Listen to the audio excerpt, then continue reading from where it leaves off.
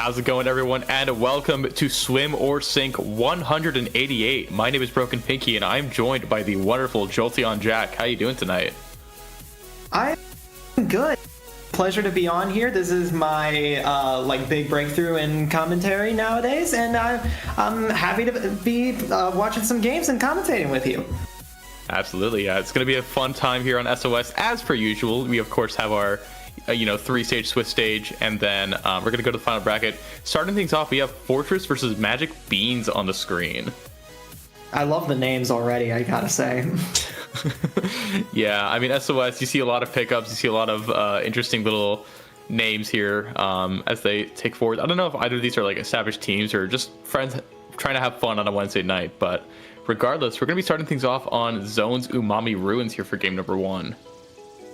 All of the sets tonight appear to be zones, and I will admit I'm a bit jealous that I'm not playing, because this is just zones on all three of these maps is just my absolute heaven.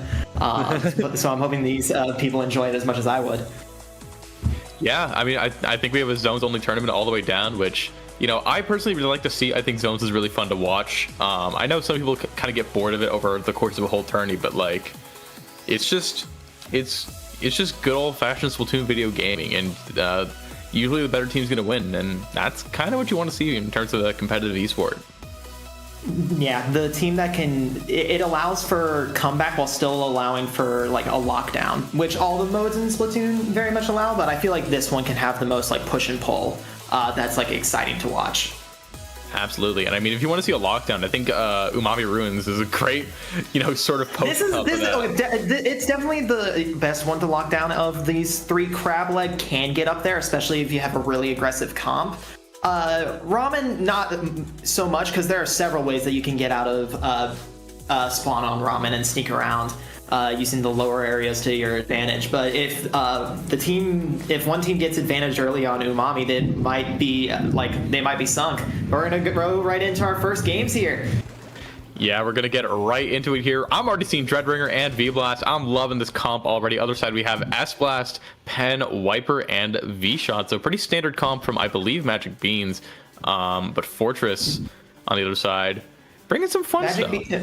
Magic Beans in blue, Fortress over here in pink. We already got a pick off of on Fortress. I think that was with the Blaster. Another pick right off the start. That is going to be an early lead for Magic Beans as they just try to establish some zone right here. Yeah, early lead, early control. Slider definitely. Slider, along with that cooler, will allow them to Fortress to get back in there, and it looks like they already managed to do so, getting a 3-kill and the wipe. Yeah, nice wipeout from Fortress here to sort of get themselves back into the swing of things. I'm curious to see, or I'm interested to see that they went with Slider here. Slider not as strong on a split zones map, but Dread still just a very good panning weapon and already doing a good job holding the space up front. And now Fortress kind of doing what we were talking about, setting up this control in this spawn area here. And now Magic Beans having a tough time fighting back, but they're going to get 2 picks. They're going to find a third as well. So that's a pretty good response. Good usage of specials right there. Fortress had them sort of locked down, especially with that aggressive bubble, but Magic Beans were quickly able to push them out with a few specials of their own. Now, once again, it's just a fight to get back control over in mid, but Fortress doesn't lose. In fact, pushes them back out, getting 2 kills. Last one jumps out, and they need to do their best to get some picks right here and push the Fortress back out. We got 2 specials coming up. There's the Cooler and the Zuka. Yeah, Zuka going to be popped here from both sides, trying to find something here. Fortress, though, getting a lot of good picks. 3 go down. Oh, it's 1v1 between Fortress and Magic Beans for this match right here, but the blue bomb going to be thrown onto the zone. This edit going to be forced to back up as Magic Beans a little bit faster on that respawn here, so it looks like they're going to get the zone back in their favor, but 5 points is where the lead's going to stand. And I mean, Fortress did a great job of fighting back in that first fight, and did a great job holding as well. And now Magic Beans kind of on that back foot here, but still definitely has a chance in this first game. They're a little scattered right now, especially as they keep getting picked off one at a time. Right now, it's just their anchor up, though they do have a few jumps coming in, which will be helpful. Yeah, Magic Beans did a good job of reestablishing themselves right at the start. They have another cooler, so that'll allow them to press their offense right here with that lifeline. Absolutely. Hammer going to be popped as well by Yoshido deep into the spawn here a little bit on this elbow area. Going to be throwing it, finding a nice double here to keep Fortress kind of suppressed a little bit, but Magic Beans losing a bit of that mid control right about now, but 3 are going to go down. Just going to be the V-Shot remaining, trying to drop back and fight this Wiper here, but this Wiper living large, getting, I think, a 5K streak on the stream. Yoshido single-handedly was able to hold back the enemy team as the rest of Magic Beans was able to hold zone. Good pick right there from the pencil. They got fallback. Oop, goes down to the Dread. Yeah, this Dread was able to find that pick, but they're the last one alive. They're popping Slider to try and stop this lead switch, and it's going to be 6-5 right here, but the zone going to be back in control of Magic Beans. 3, 2, 1. So close to this knockout, but Fortress is going to come back to stall things just a little bit longer. I think they might get this control here, Jack. They might be able to, especially since they have more paint up on the side, but Magic Beans is not going to go down without a fight right here. The 2v2, and now both teams are back in the swing of things. That's a pick on Fortress. 2 go down. 3. Okay, they were able to reestablish control, which means this game is not over yet. We got to run down that timer, but they have been able to lock this down. Yeah, I mean, Magic Beans, you know, it was looking rough for them at the start, but they're all the way down to 1 point, so Fortress has to get that knockout if they want to get this game 1 win, but already starting things off very close between both these teams, but right now Magic Beans still has that control. They're getting through that penalty right about now.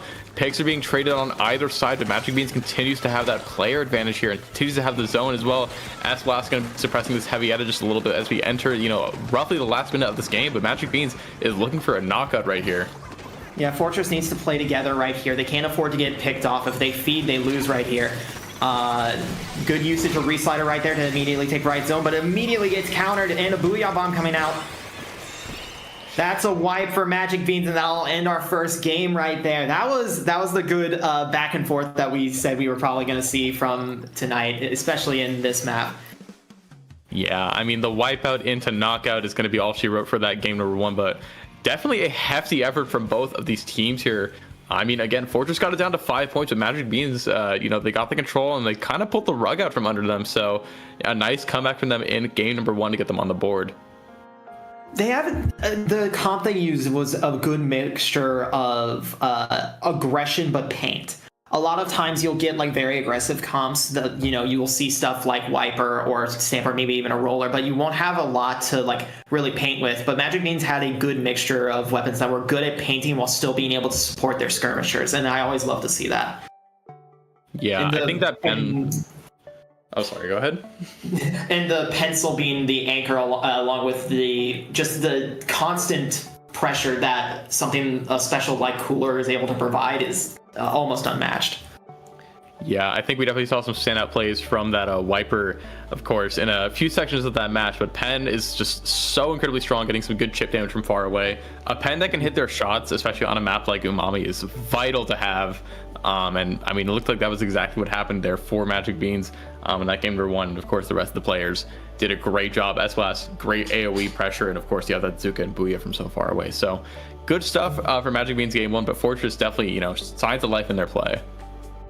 Very much. They were able to hold their own and even, like, you know, push Magic Beans back. They had the, like, early start. It's just Magic Beans' offense will overwhelm them near the end of the game, I think. Yeah, I mean, I think when things were going well for Fortress, you know, you could tell they were in the driver's seat, but as soon as they were on the back foot, they kind of, for lack of a better term, they kind of fell apart. Their comp wasn't the best at sort of re-entry. It kind of just came down to, can the Zuka hit the shots? And if the Zuka can't hit the shots, then you have a Dread Ringer that has a Reslider that only caps one of the zones. You have a Heavy Edit, which is, you know, mobile and strong, but it doesn't really paint as far and as safely as that Pen does. So just not quite the right tools for how the flow of the game was actually played in that first game. But maybe as we go to game 2 on zones where Ramen, it's going to favor them a little bit more. But here we go in this game number 2. All honesty, this is my favorite map mode in the game, so I am hoping to see a good game right here. So the swap to pencil from Fortress is going to be interesting here, as well as a .52 gal coming out.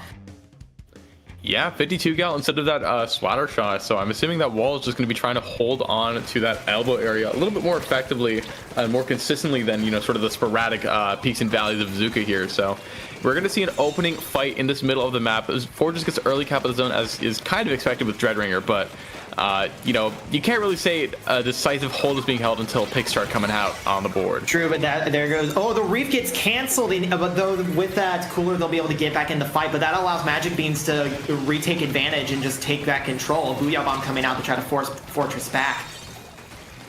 Yeah, and Fortress also has that Sprinkler in a very annoying spot to get down, but not going to be enough to get the zone on its own. We still see this back and forth happening on the zone. Neither team, you know, getting a decisive hold, but 3 going down on Magic Beans could lead the way for Fortress to get a good hold of the zone right now.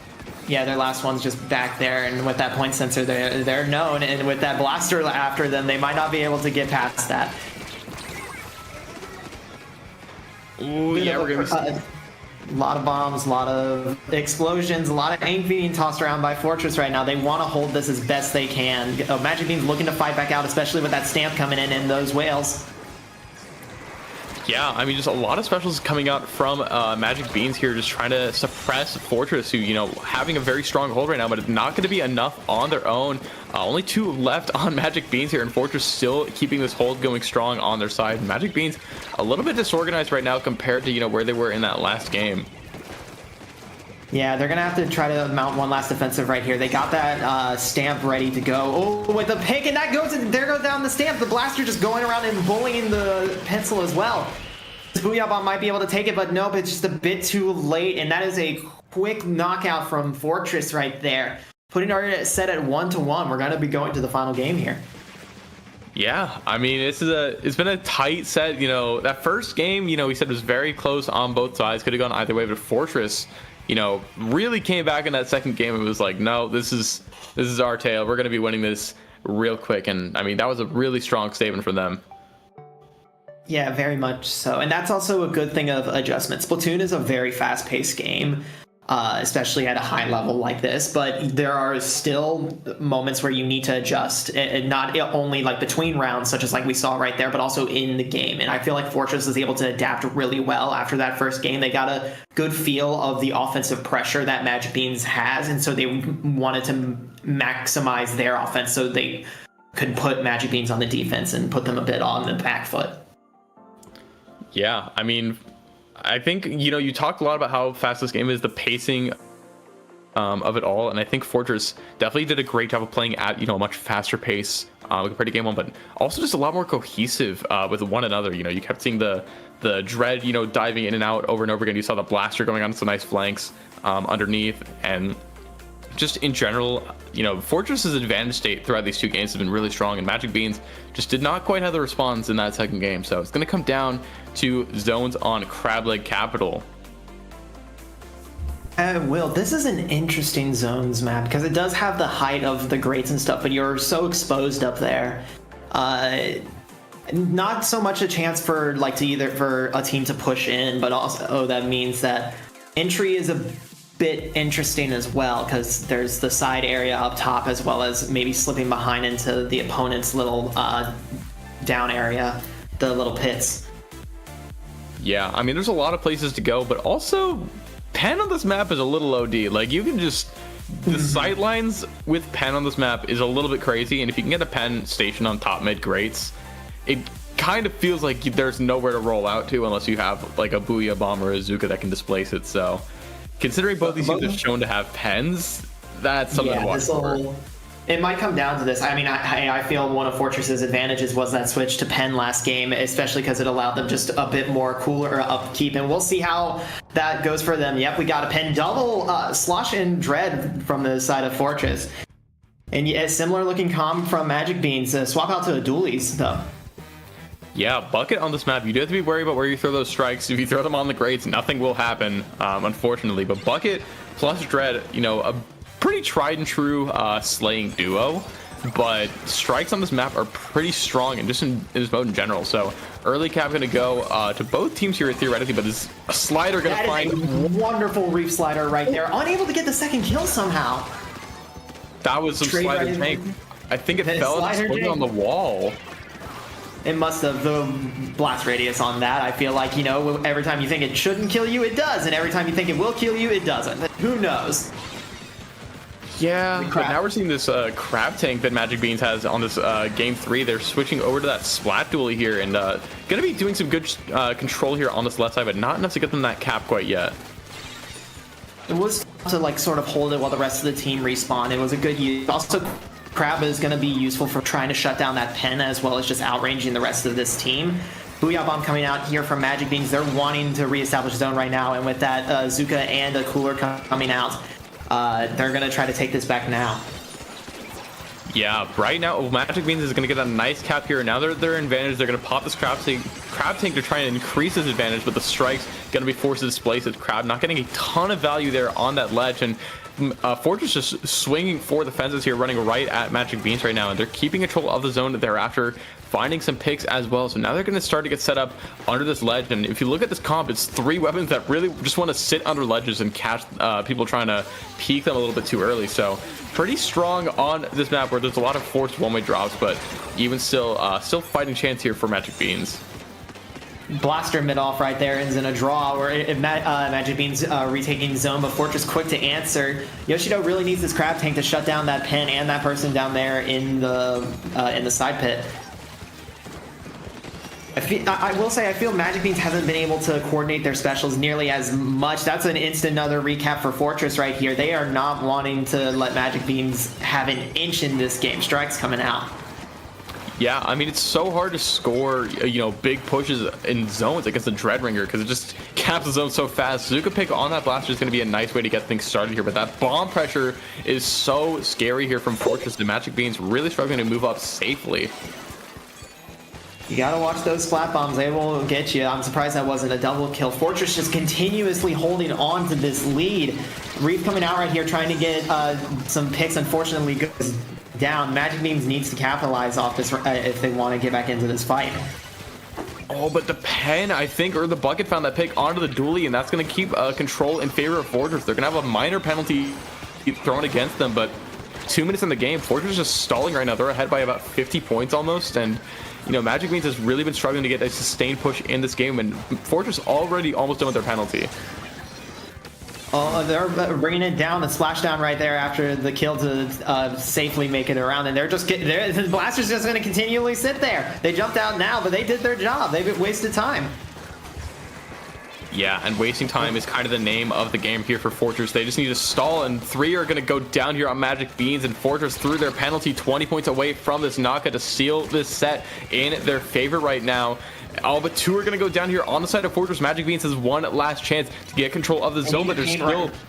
There we go. There they go. They were able to get that paint out right there. I think that with that Zuka going out, their paint supply was a bit limited, but they were quickly able to get rid of it and then get the paint back in there. That's a good double splat right there from their S-Blast. Crazy. Just trying to hold right here. They got to adapt to what Fortress was doing. Poke the ledges, but Fortress is already ready for it. They know that game. Booyah Bomb coming out here, trying to just keep people out of it, aiming for that pencil. Yeah, I mean, just trying to find the picks with the Booyah Bomb right now. Magic Beans, getting scarily close to that lead that Fortress is still holding on, but the Zuka and the strikes and the slider is going to be enough to get control back in favor of Fortress here. Magic Beans now has to find another way to get the zone back in control with 30 seconds left, but they're going to go 3 down. They're going to get wiped out at the worst time. Let's go.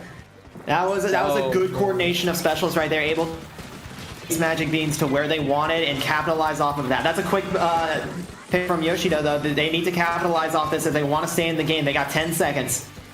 But it's just Yoshido alone as the last one alive, and that is going to be it. Fortress with another knockout here in game number 3 is going to barely take this set 2-1 over Magic Beans. That was a good first set to start this tournament. I'm gonna say it. We saw the back and forth in each of the games, and though Fortress takes in at 2-0, a good adaptation on their part, good coordination of special, overall wonderful teamwork. Yeah, I mean, like you said, a great set to start things off here. We saw a lot of strong play from both of these teams here. A lot of adaptation being made, a lot of weapon swaps, and all that sort of wonderful stuff you love to see. So, I mean, just a great way to start this tournament. A great set between these two teams, but Fortress is going to walk out ahead in this one, 2-1. Yeah, once again, I feel like Magic Beans just got a little scattered a lot of the time. They weren't really picking too many fights together, except when they were able to push their advantage. And I feel like just the amount of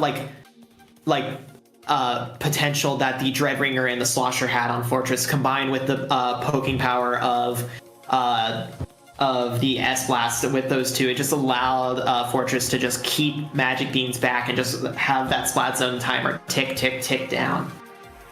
Yeah, because that zones timer, it ticks down pretty quickly, a lot faster than you might expect. So like you saw just, I think it was 5 to 71 there, in favor of Fortress, and Magic Beans was still mounting a pretty sustainable comeback right until the very end. So definitely a good set to start things off. Definitely very close, but congrats to Fortress on winning that set. We're going to go to a quick little break, but we'll be back with round 2 of SOS 188.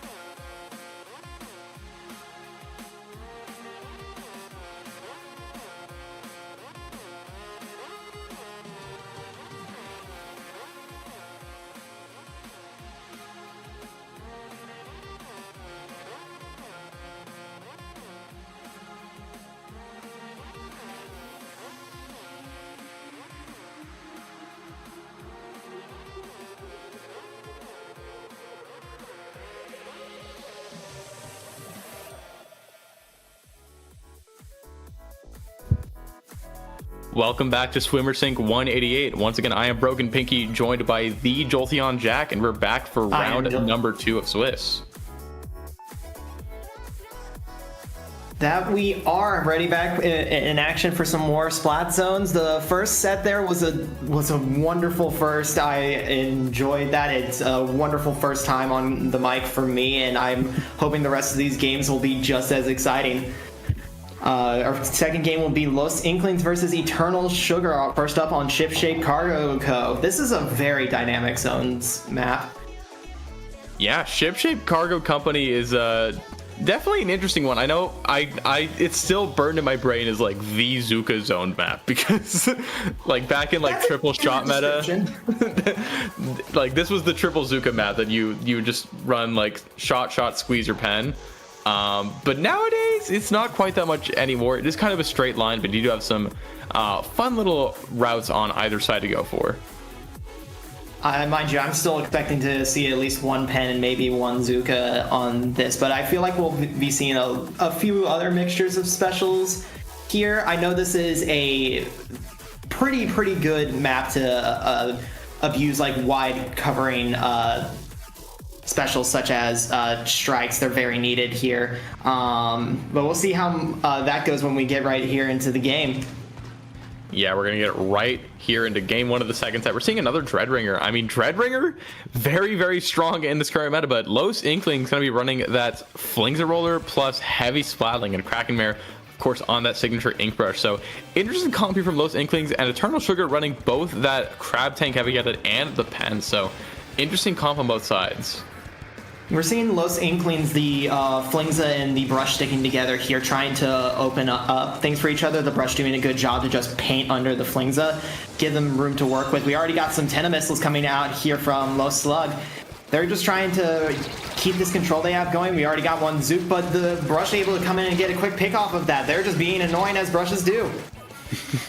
Yeah, Brush is a little rascal of a weapon, and Kraken very aware of how to use that weapon properly. That's going to lead to a nice wipeout here by Los Inklings, and Eternal Sugar is going to be starting from scratch here as Los Inklings are starting to get set up just a little bit here, and they have a very strong comp for holding between that Flingza and that heavy Splatling, and of course strikes coming out here. So definitely a good spot for Los Inklings right now to start things off.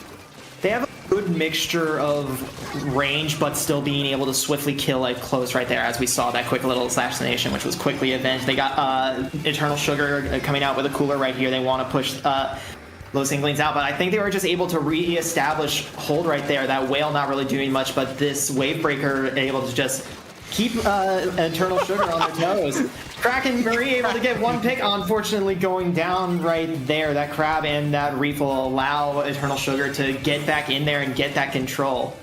That was the most do they know, are they aware of the Kraken Mare? And they were not aware of the Kraken Mare in that instance, but Eternal Sugar gonna get some brief hold of that zone, but not gonna last for long here. Los Inklings only gonna let them get 15 points on the board before they're back in control here, picking away at that penalty that they have racked up, and they're just trying to set up shop once again, get some specials online. They have Whale already, missiles on their way as well, so this is a great spot for them right now, but the Zuka pick gonna be coming out on Kraken as well.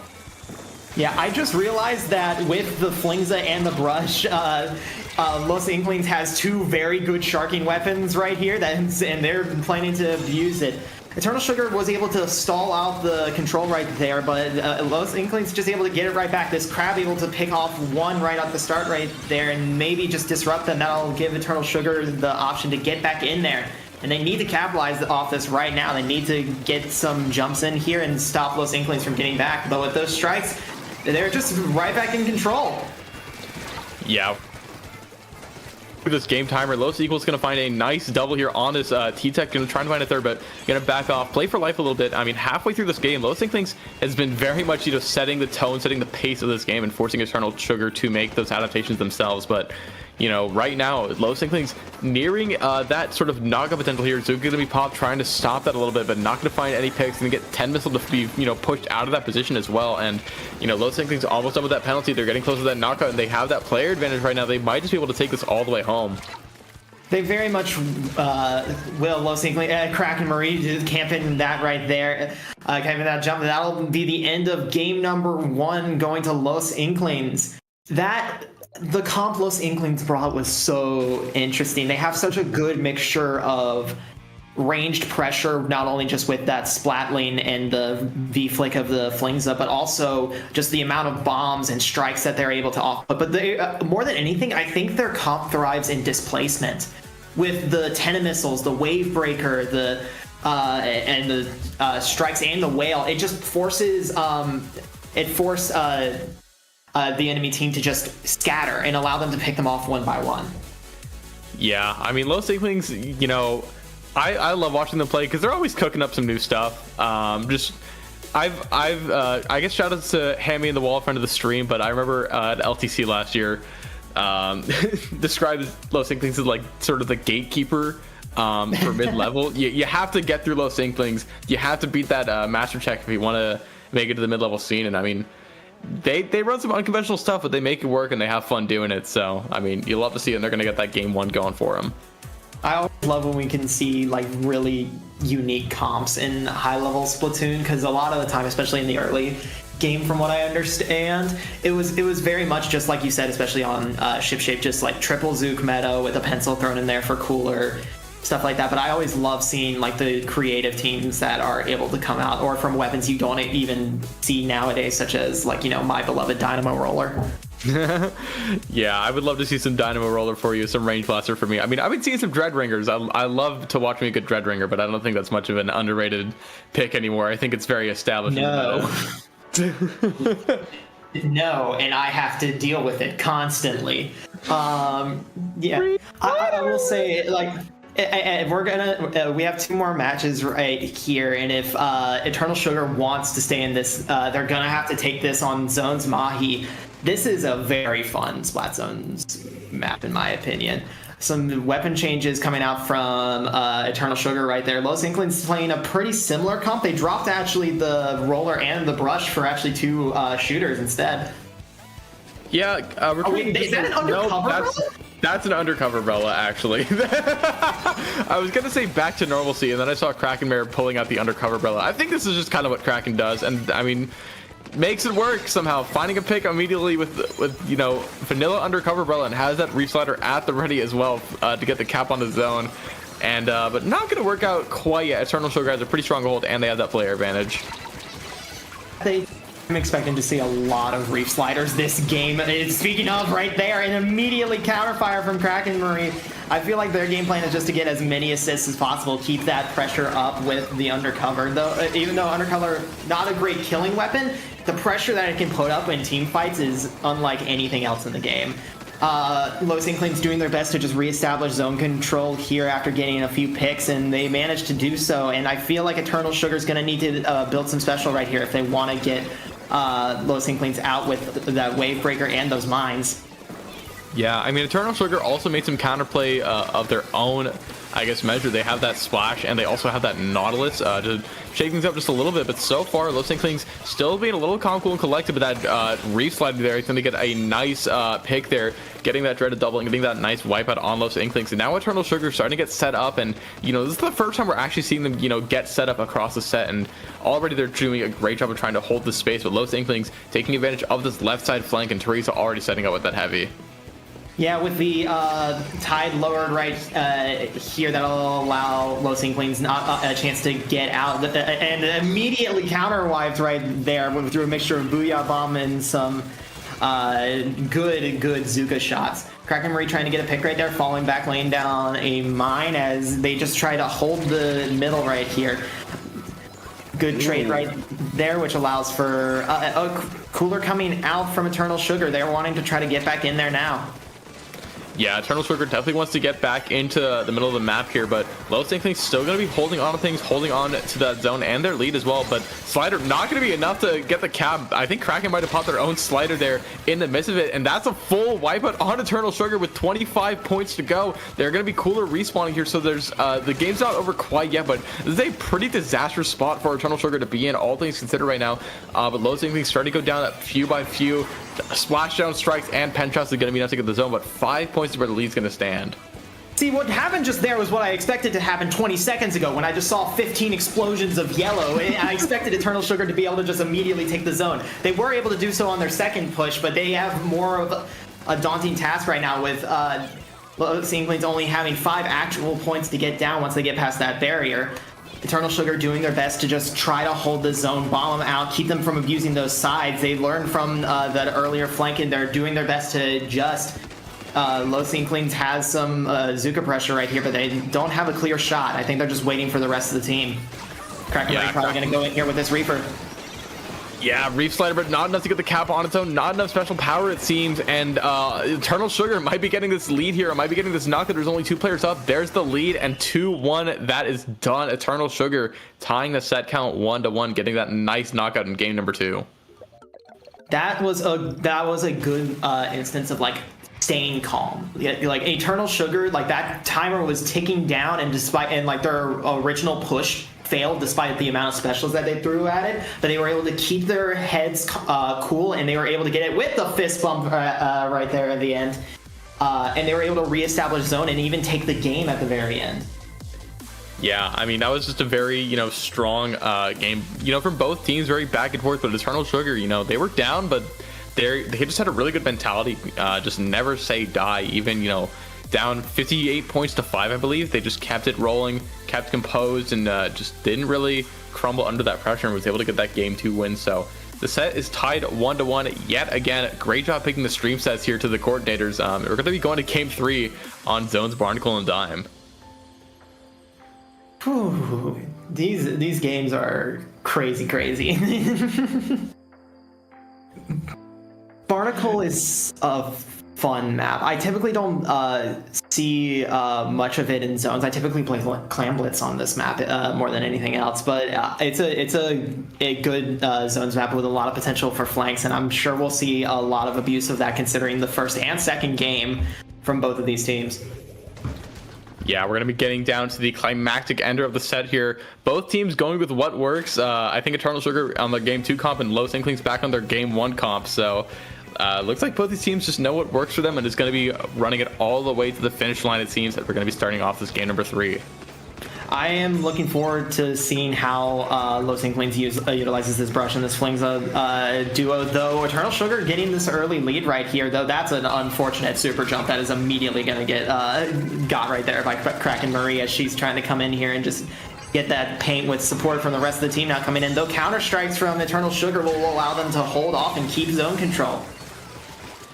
Yeah, counter strikes from Eternal Sugar, trying to stop things a little bit. But Los Inklings going to be in control of the zone. Kraken just being obnoxious as always on that ink brush, close to a whale as well. But still not a stable hold right now. And all these explosions from Eternal Sugar is going to be forcing Los Inklings out of the middle of the map. Teresa trying to stay alive, keep this pressure up with this heavy splatling, but still going to be forced to back down in the face of those pencil shots. And Eternal Sugar done with their penalties, trying to get more points on the board, but Los Inklings still fighting for the zone. Wavebreaker coming out right there, but though Teresa goes down to the immediate pencil spam, and it's a 2v2 right here. Eternal Sugar falling a slight bit back as Los Inklings reestablish control. Trade right there and a wipe out on Eternal Sugar. Los Inklings need to get into their base and establish control if they want to get back in this game and end it as quickly as possible. Yeah, Los Inklings now has the lead in their hands right now, and they're going to be trying to hold it all the way to the end here. They have a really strong holding comp here. It's just about can they get set up and can they use their pieces properly here. The Inkbirch's going to go down pretty quickly, but Tandem Missiles are on their way for the suppression, but the Slider going to be getting a pick and going to be helping with the zone in conjunction with that strikes. So pretty quick cap here for Eternal Sugar. Neither of these teams letting the other get, too far ahead.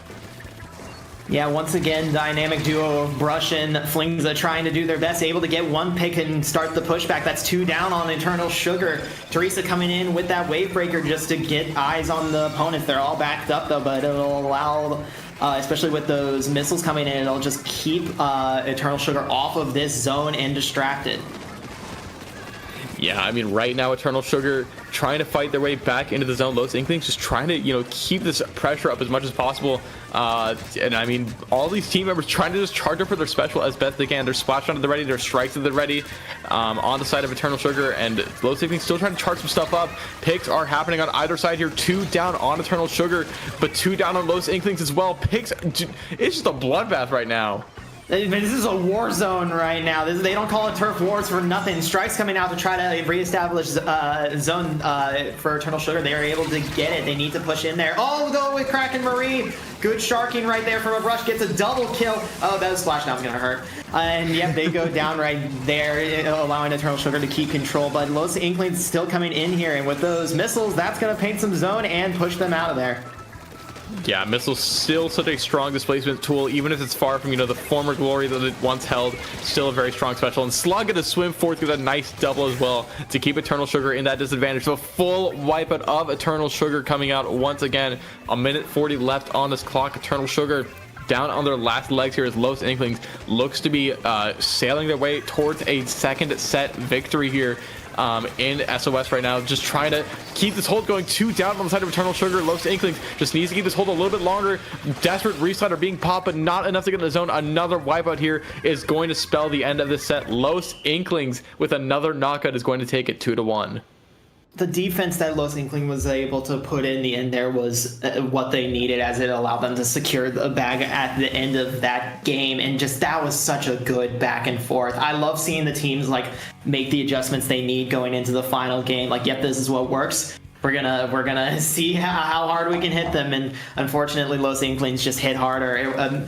Just again, their coordination with those specials and just the displacement that they're able to do and the immediate aggression that can come out from the flings and the brush is just absolutely insane. But I adored that set. It was such a treat to watch. Yeah, very fun to watch. Sort of an offbeat style coming from Los Inklings. And Kraken might have gotten a little lost in the sauce of the undercover game too, but still able to get it done. Eternal Sugar definitely put up a good fight, but Los Inklings was the one to come out on top. That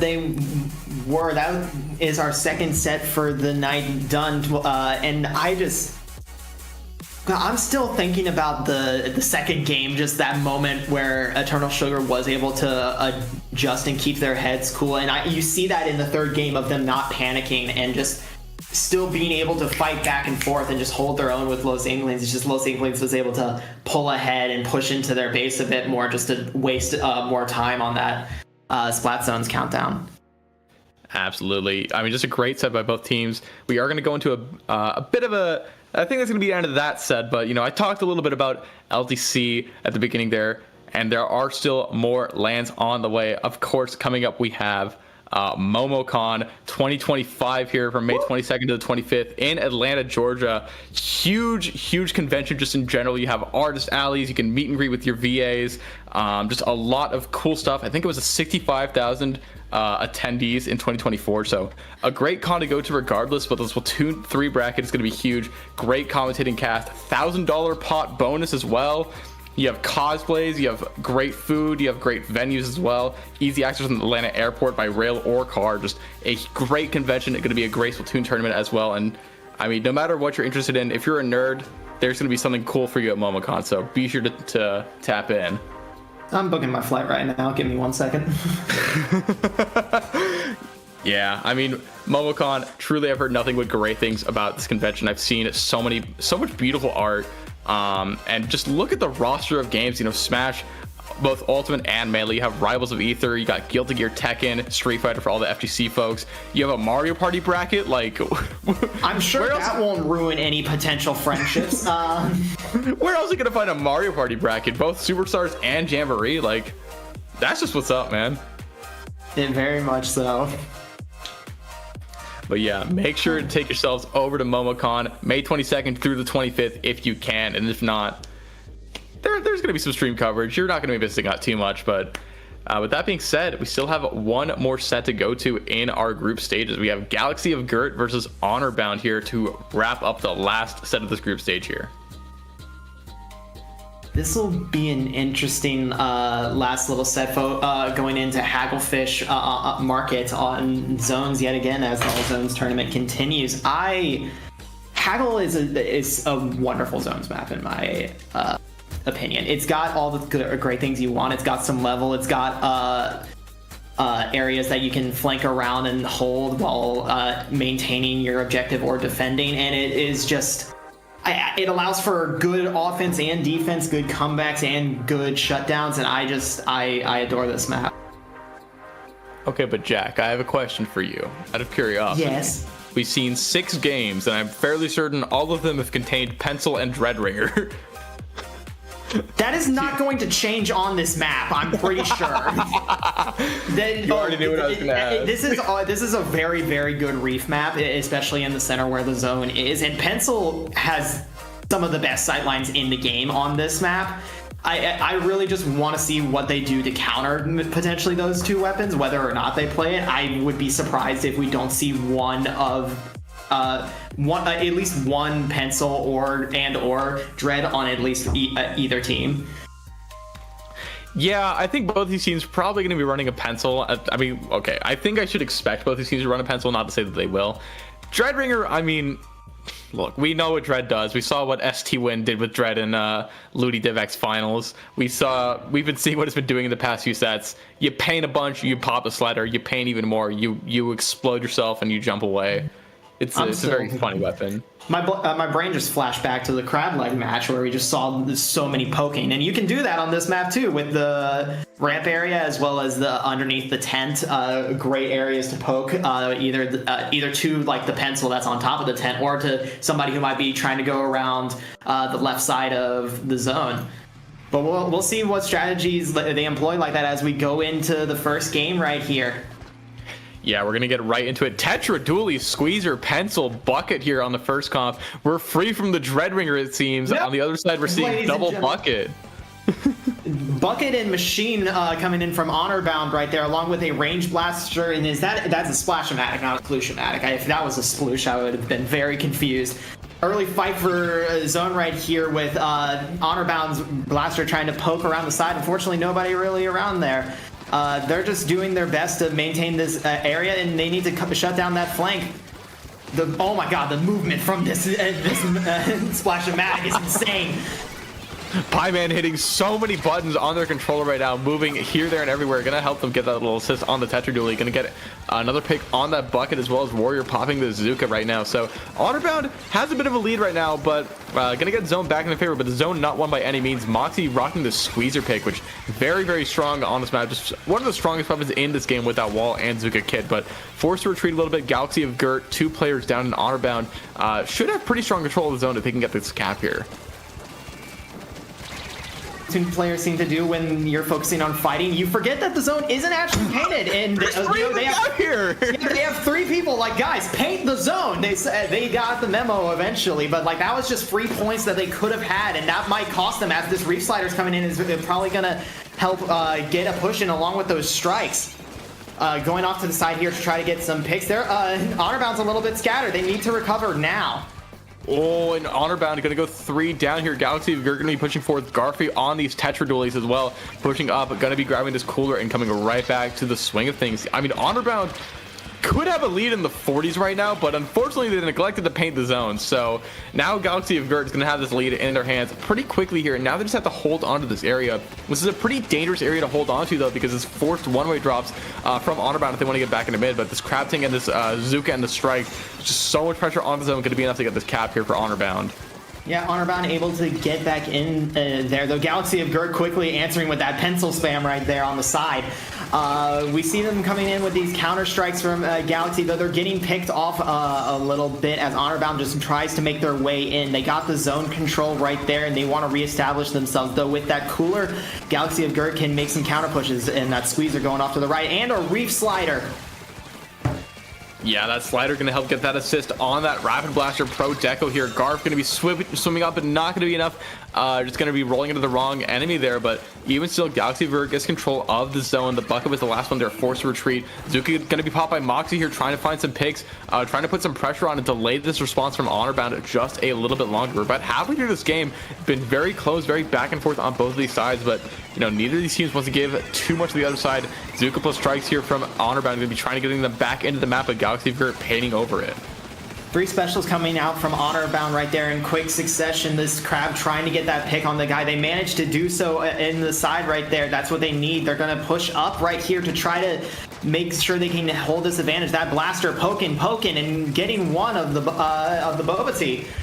Nathan just moving around right here. The movement from Honorbound has been insane, I gotta say, on all of their players. Their technical skill seems to be off the charts, and once again, they know that reef trick by now, and they were able to counter it. They're holding this down. They've reestablished lead, and but unfortunately, Galaxy of Gurt able to get 3 kills right here, and I think they might be able to take zone and hopefully reestablish some control for themselves.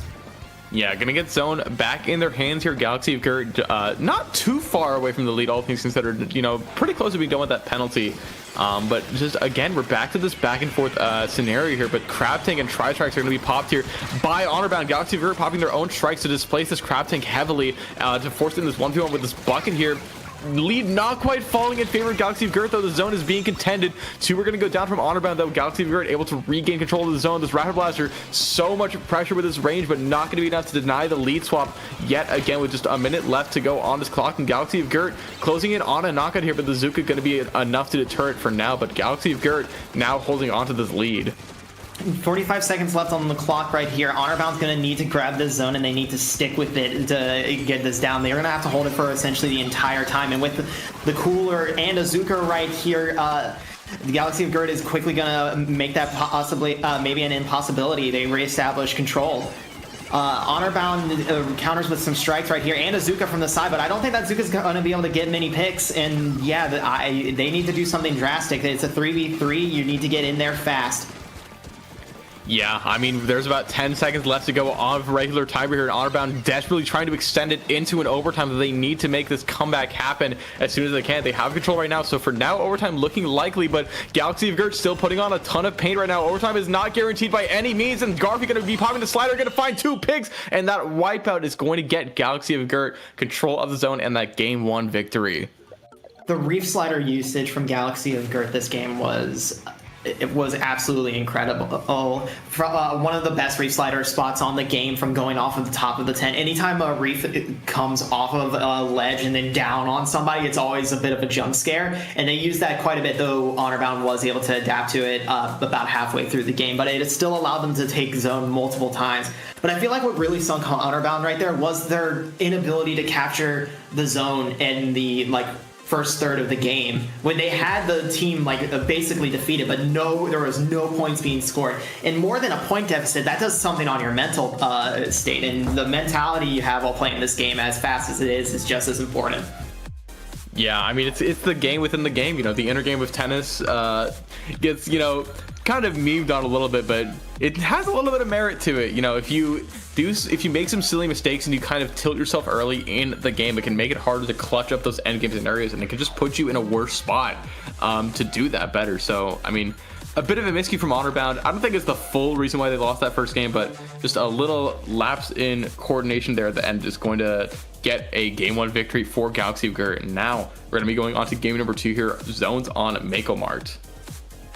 Mako, similar to Haggle, plays with a lot of elevation with those 2 platforms on the side, as well as areas for flanking with the platforms, but also the trenches on the sides of them. Not so much of a map that you can push back within, though, considering how aggressive some of these teams are, especially Honorbound. I feel like they might be able to just do that if they're able to capture zone as quickly as possible.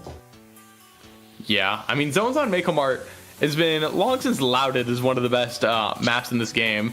You know, even before we've embraced the zones only top level metagame, I think Zones Mako was always a classic counter pick here for either side, but it is a pretty big zone here, a little bit not entirely impervious to reslide or cheese, but it's wide and it's also really long, so it can be kind of tricky to get, you know, a good cap going. But you know, with Mako Mart, you always got to watch out for buckets, you got to watch out for the streets and the freezers area, you have to watch out for ledges. Just so much to keep in mind on Mako Mart. The flow of play on this map is just very dynamic, so let's see what we're gonna get right into game number 2.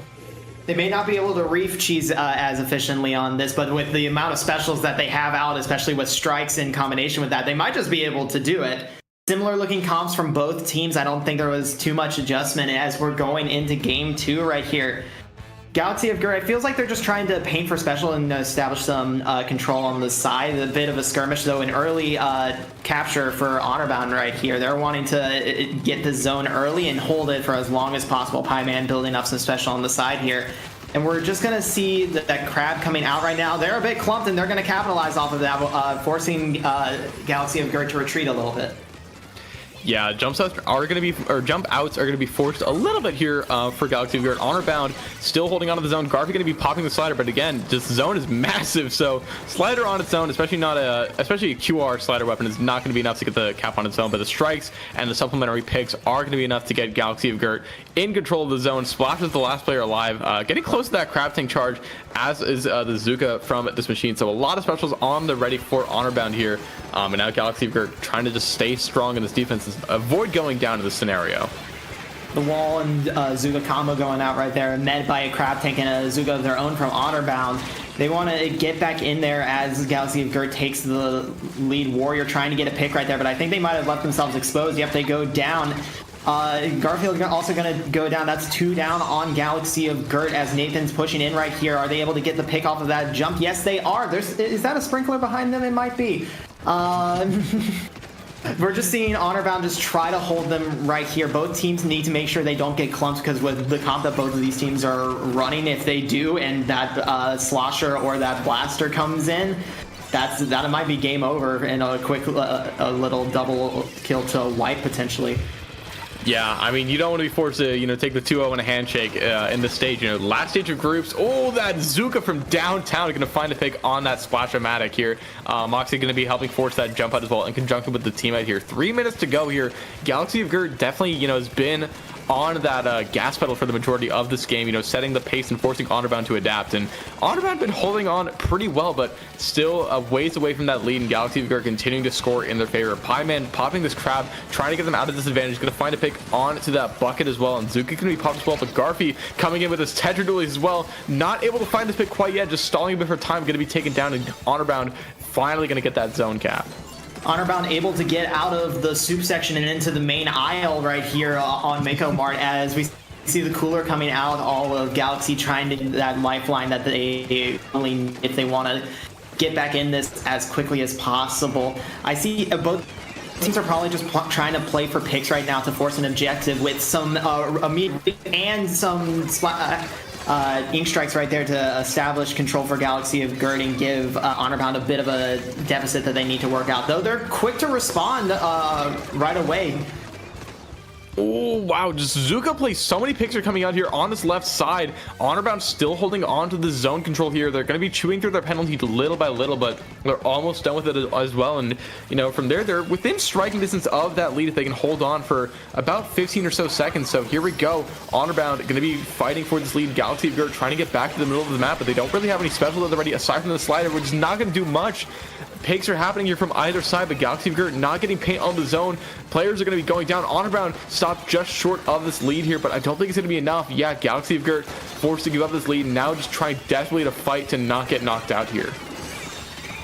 They're doing a good job picking fights together right there, as we saw as the Range Blaster and the Splash were able to work together to take down one thing. Galaxy of Gurt trying to get back in here to stop it, and they're able to reestablish the zone mid off right here between the Blaster and the Tetra dualies. They Honor bound wanting to get back in there. They want to end this game now. Yeah, Honor bound definitely does not want to let this game go for any longer. They want to, eliminate the possibility the Galaxy of Gurt mounts a comeback here, as we're going to be entering the last minute of this game number 2. Garfy going to be swimming up, going to be getting that pick with a slider on that Zuka player here. Dropping down with the Tetra, going to be taken down by Brandon on this bucket here. 40 seconds to go of regular time.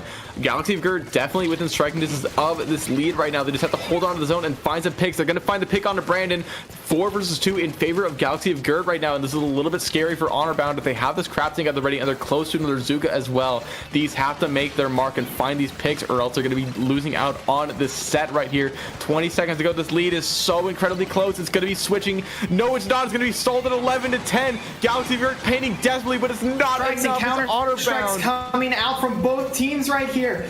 Okay, it is a fight for control right now. Now Honor bound needs to get this control if they want to win the game. It is a 1-point deficit. Galaxy of Gurt able to hold it right here, but they're 2 players down. It is up to the Tetras to hold it right here, along with the pencil at their back. Honor bound coming in right here, and not able to get the zone control though. At the end. It was 10-10 there, Jack. Galaxy of Gurt was so close to getting the set over 2-0, but Honorbound said not today. Stops them in the nick of time there to tie the set count 1-1. We're seeing another game 3 here on the SOS stream. Why do all of these games have to be so close, man? This is doing things to my heart, to my voice. I am loving it. That was such good, like, again, we talked about mental state and like keeping your head in the game, and that was such a good play on Galaxy of Gurt right there, and Honorbound just like trying to hold on to the very end. And now we go on to game 3, and this I can't wait to see this clash. It's gonna be explosive, I'm sure. Again, shout outs to the IPL stream coordinators picking some phenomenal sets in this pool, consistently getting us close game 3s back to back to back. You love to see it, you love to watch it. And we're going to be ending off this group stage, game number 3, on Zones Museum Dolphoncino. Definitely an interesting map for this conclusion, one that's a lot more focused on play in the middle of the map due to how hard it is to make your way onto the enemy spinner. But that just makes those kinds of flanks all the more devastating if they are able to work out. I feel like this map is actually very good for the comp that both of these teams have, because with that pencil as well as like the range blaster from either team, it allows for a lot of poking as well as just like good like sight lines that Museum allows, and there'll be a lot of fights in the midsection here to just hold that zone. This one might be even closer than the last, I think. I mean, I don't know how much closer we can get than a than a literal tied score just seconds away from an overtime here, but we're gonna see if they can get it done. They can definitely make it happen. We're going into the conclusion of the set between Galaxy of Gurt and Honorbound. Same weapons being picked on both sides all the way down, I believe. Or no, Moxie going to be switching from the squeezer over to a V-shot with opening Gambit at that. So let's see how that works out for them. They want to try to capitalize and get as much control as early as possible, though, you know, that gets shut down unfortunately. Yeah, that's 2 down on Galaxy of Gurt. Honorbound trying to get the zone cap as quickly as possible, though Galaxy's not going to go down without a fight right here. This skirmish in mid, they're already gave enough time for the teammates to respawn and come back. There's just so much area to paint, and Galaxy of Gurt is able to come back in here and reestablish zone controls with Garfleet coming up right here to try to distraction and be a good skirmisher and just hold the line as best they can, though unfortunately goes down to that wave breaker right there. Yeah, Garf is a great skirmisher, just, you know, taking that attention away from the other teammates that are painting the zone behind them right there. Galaxy of Gurt still holding on to the cap that they got at the beginning of this game. Honorbound struggling a little bit on this response, but the Crab's going to find a pick. We're seeing Machine fight in zone, and that's going to be enough for that cap. Honorbound is a phenomenal comp on this map. All 4 of these weapons are really good at hitting over ledges with their various, you know, main and sub combinations, but even still, not a free win for them by any means. Galaxy of Gurt definitely fighting back strong. Garf going to be popping him the sliders while trying to find some picks here, but not going to quite find anything, but still going to lead to that wipeout. Yeah, Galaxy of Gurt is doing a good job of just holding this area. The Zuka coming out right here to try to get some picks. Gets one with a shot over the spinner. That was some good trick shotting right there from Moxie. Garfy doing what they can, but they unfortunately get picked off right there.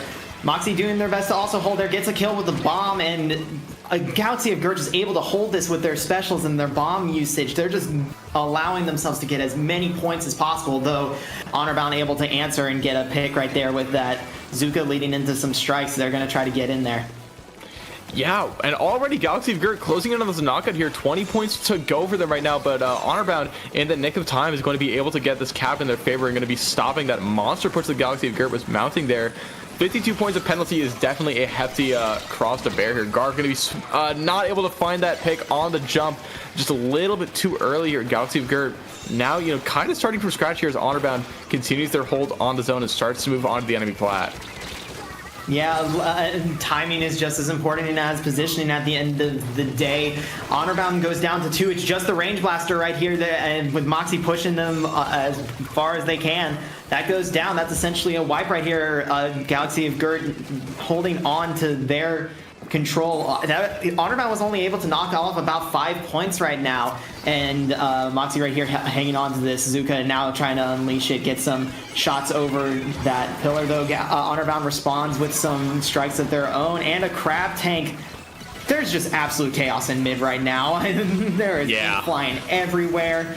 Though it looks like Honorbound might be able to come back to this. It's a 2v3 right now. It just depends on if they can get this pick. They're pushing in with that a whale coming in, able to get another.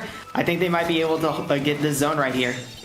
Yeah, there we go. Finally going to get that cap there from Galaxy of Gurt. A minute 40 left on this timer here in this game number 3. Honorbound trying to set up for a long push because it's what they need at this point. You know, there's a lot of points behind right now, but they're done with their penalty. They're getting points on the board. Garfy going to be swimming in with that reslider as well. Not going to be able to get the cap, but going to lead to 2 going down from Honorbound, just being a little bit too aggressive there. And Galaxy of Gurt able to turn the tables on them really quickly. Nathan going to be the last to fall there on that Rapid Blaster Pro Deco there. Jumps are coming in to sort of stall for time just a little bit right now, but Honorbound just needs to play coordinated. They need to get a strong push going, especially with just a minute left on this clock. Yeah, that jump, though, it may be able to delay a few seconds. Honestly, the death might not have been worth it. Honorbound need to pick fights together right here, and it looks like they're going to try to coordinate some specials right here off of the strikes, though. Galaxy of Gurt answers with their own. A crab tank coming out from left side, and that's actually a clump of Galaxy of Gurt people. They're able to get one off right there, one stranded in zone. They pick him off as well. They're able to reestablish control right here, and considering how much time is left in this game, they're going to have to hold it. Honorbound is going to have to hold. They need to get into that base. They need to push Galaxy of Gurt back, and they need to keep up their paint.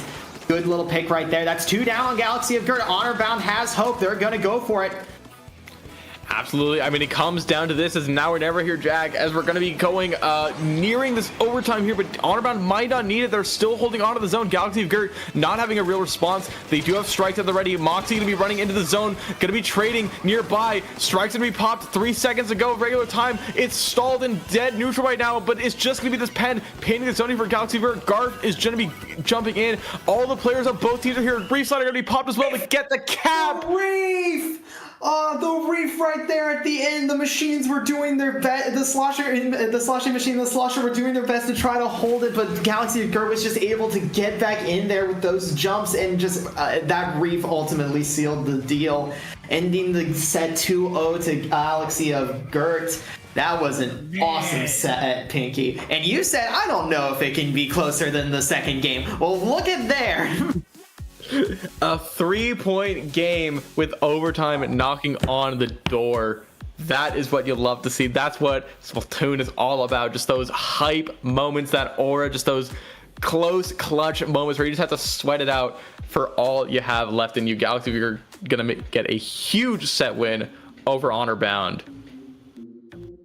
That was insane, and like they were, Galaxy of Gurt was able to like capitalize off of the things that we were talking about the whole game. And honestly, I wasn't expecting the reef to play as much of an integral role as it had maybe in the first game, because like you were saying on Mako, that map's zone is big.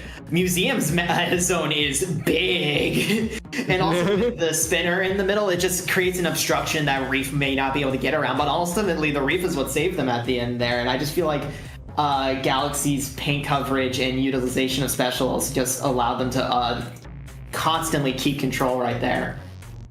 Yeah, great stuff to both these teams. Great stuff to all the teams that we watched here. Unfortunately, I think Galaxy of Gurt still going to be going to Lantern Bracket despite that huge set win. But, you know, at least they get to go on with a little bit of honor. They get to go with a little more wind in their sails, getting a nice win over Honorbound. But with that being said, that is going to be the end of this group stage. Make sure not to go anywhere because we still have final bracket coming up. But before then, we're going to go to a break and a quick little ad break.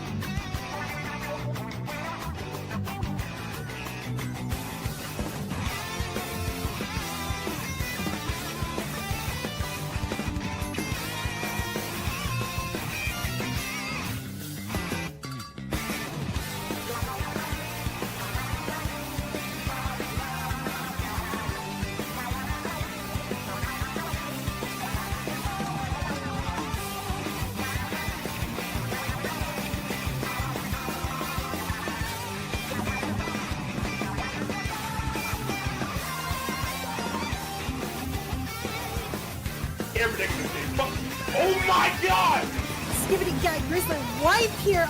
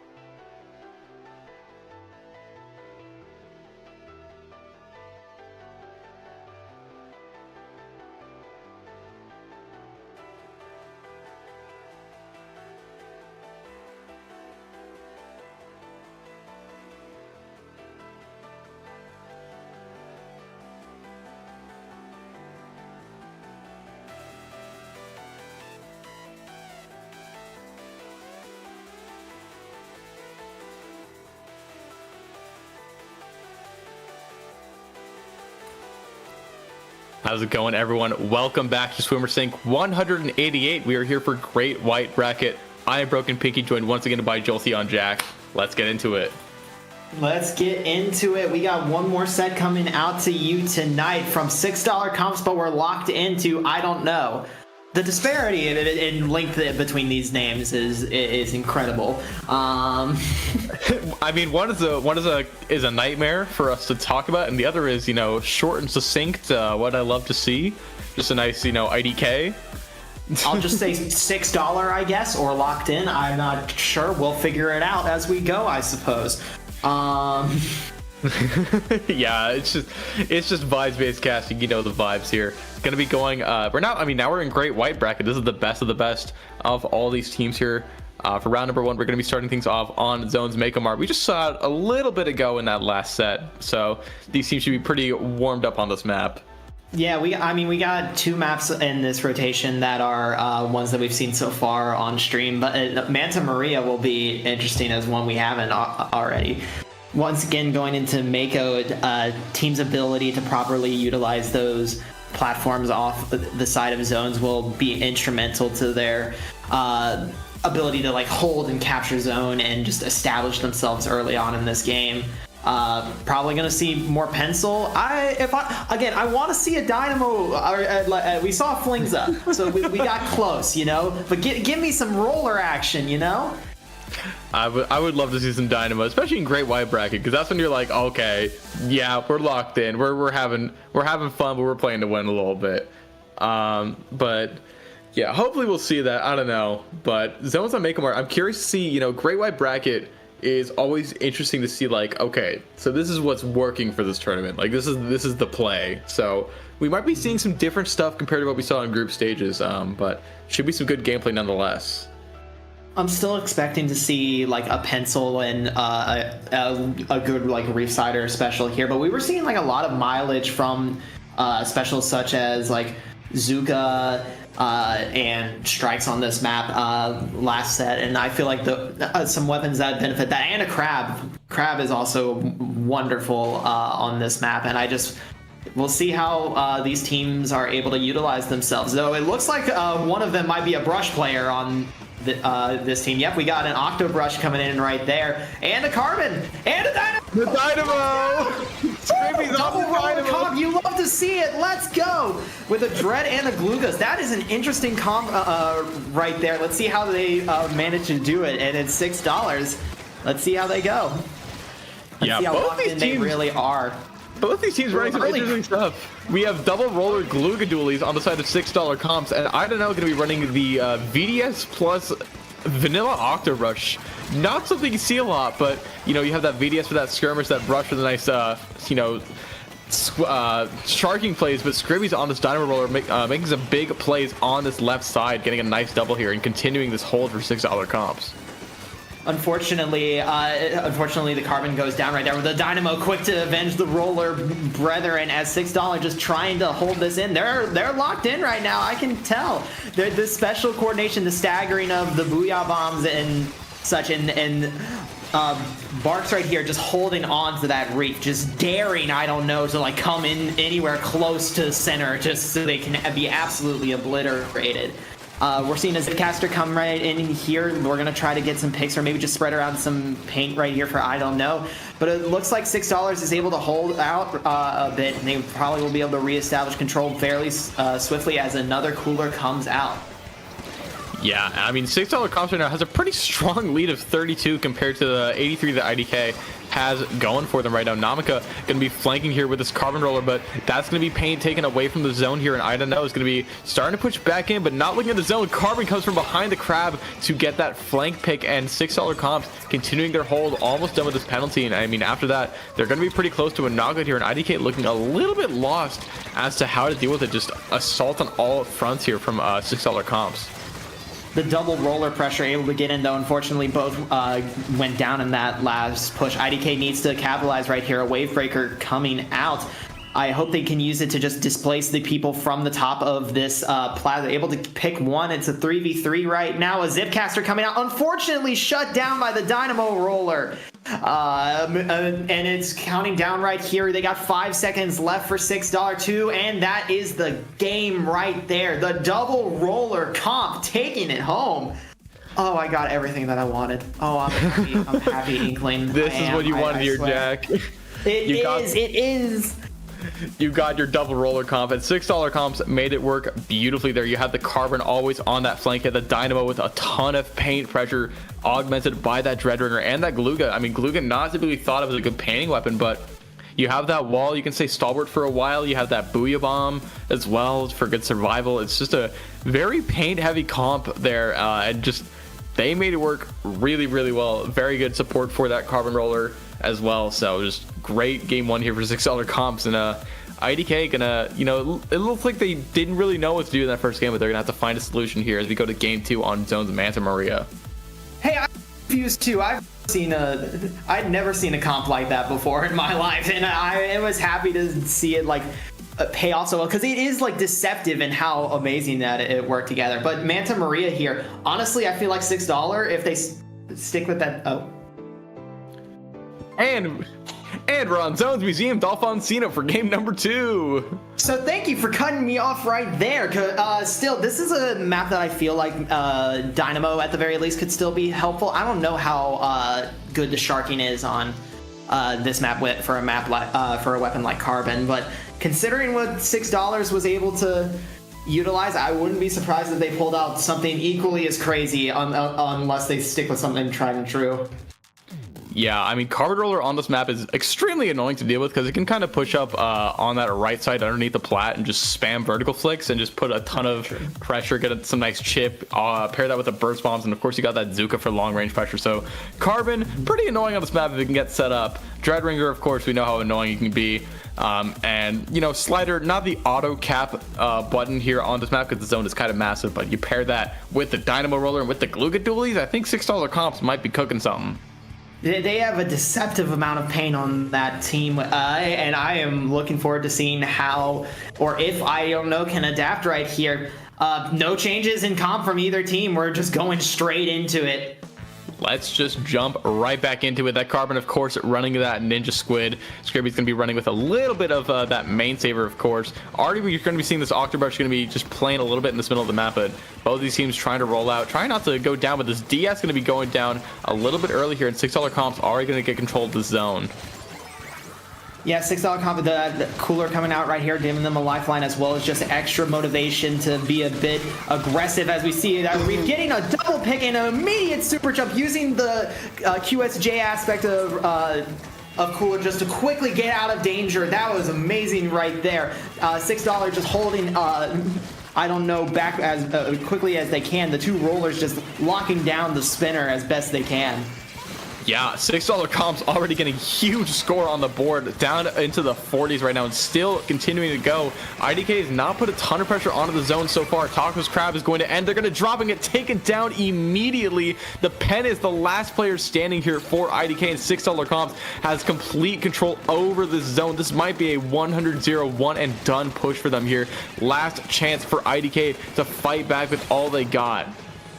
We're coming down to 5 seconds right here. They're able to hold the zone. Are they able to take it though? That's 2 down on IDK. However, their paint is still up there. The Carbon trying to sneak around to the Dually Squelchers.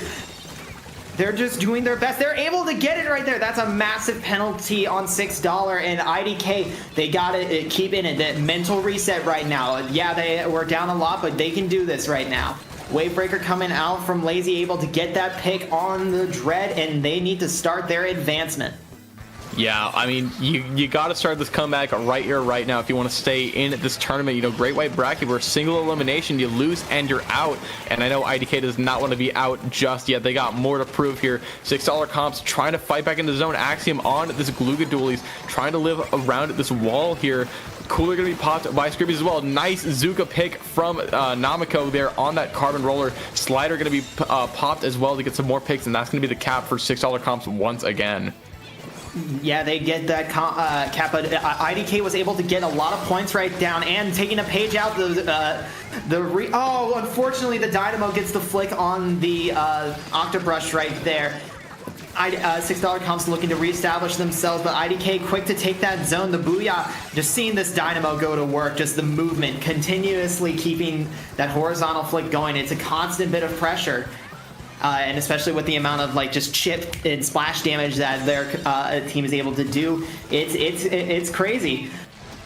Yeah, it's just so hard to deal with in the wake of that. We got 2 minutes left to go on this timer. $6 comps still has a hefty penalty to chew through, but they're making their way through it slowly but surely. IDK, they are, still in this game. It's never over till it's over, truly, especially in splat zones, but they're pretty far behind right now. Some picks are going to be good for them, though, and they're going to get this cap pretty quickly, I would imagine. There we go. Going to be getting things back in the favor of themselves right now. IDK trying to hold on to the zone. 1:45 left in this game. $6 comps trying to roll back out as safely as possible here. Namika quickly trying to just make their way around to find a pick. That's 2 down on IDK right there. The Zuka coming out. Unfortunately, leading to Namika's demise. $6 just holding this middle zone as best they can, but IDK quickly rallying, trying to get some team shots off right there. A reef from $6 is met with a crab, and unfortunately thwarts that shark attempt from Namika, though they're just going to sit up there for right now. We just need, IDK just needs to remain calm and do their best getting the pick on the Dynamo roller right there as the Zip Cast comes in. That is 3 down. This is the push that they need. Yeah, this is what IDK needs right now. They could be taking the stream to a 4th game 3 in a row here. It's all going to come down to this. Less than a minute left on this timer. This is the last chance for IDK to get this lead going in their favor. $6 comps trying to make their way back. They're popping the Booyah Bomb, but they're 2 down right now. The Dread's not here as well. They're going to be coming in with a slider shortly here, popping it in this zone, but it's not enough to get the cap on its own, and $6 comps does not have to support the rest of the team, but they're finding picks. 2 go down, 3 go down. It's just this Octobrush here, Jack. 30 seconds left in this game. One last chance for IDK to get control of the zone, or they're out of this tournament here. Cooler gets them that quick respawn. They need to use it. They get one pick on $6 right here with that crab in there, just trying to push that Dynamo out of there. They need him gone immediately, though he's able to get the Zip before it is able to do anything. You can't charge right at a Dynamo that's ready to swing at you. IDK has the zone control, but with that refresher, they need to kill $6 comps before they can build some special. They got another Cooler right there. They have to hold out for 30 seconds. Yeah, but it's just so hard. 2 are going to go down here. IDK trying desperately to stay alive. 49er on this Octobrush, raining down paint from above, but it's just not going to be enough to get the cap before overtime expires. And $6 comps. We are locked in indeed here. Gets the 2-0 win over IDK. Moves on in the bracket. That was those were some insane games right there. Just unfortunately, the picks at the very end, the 2v2, made it so that IDK was not able to get the zone cap at the end to maybe prolong overtime to where they might be able to make that comeback. It's just at the end of the day, if you don't paint that zone, you're not going to be able to win the game.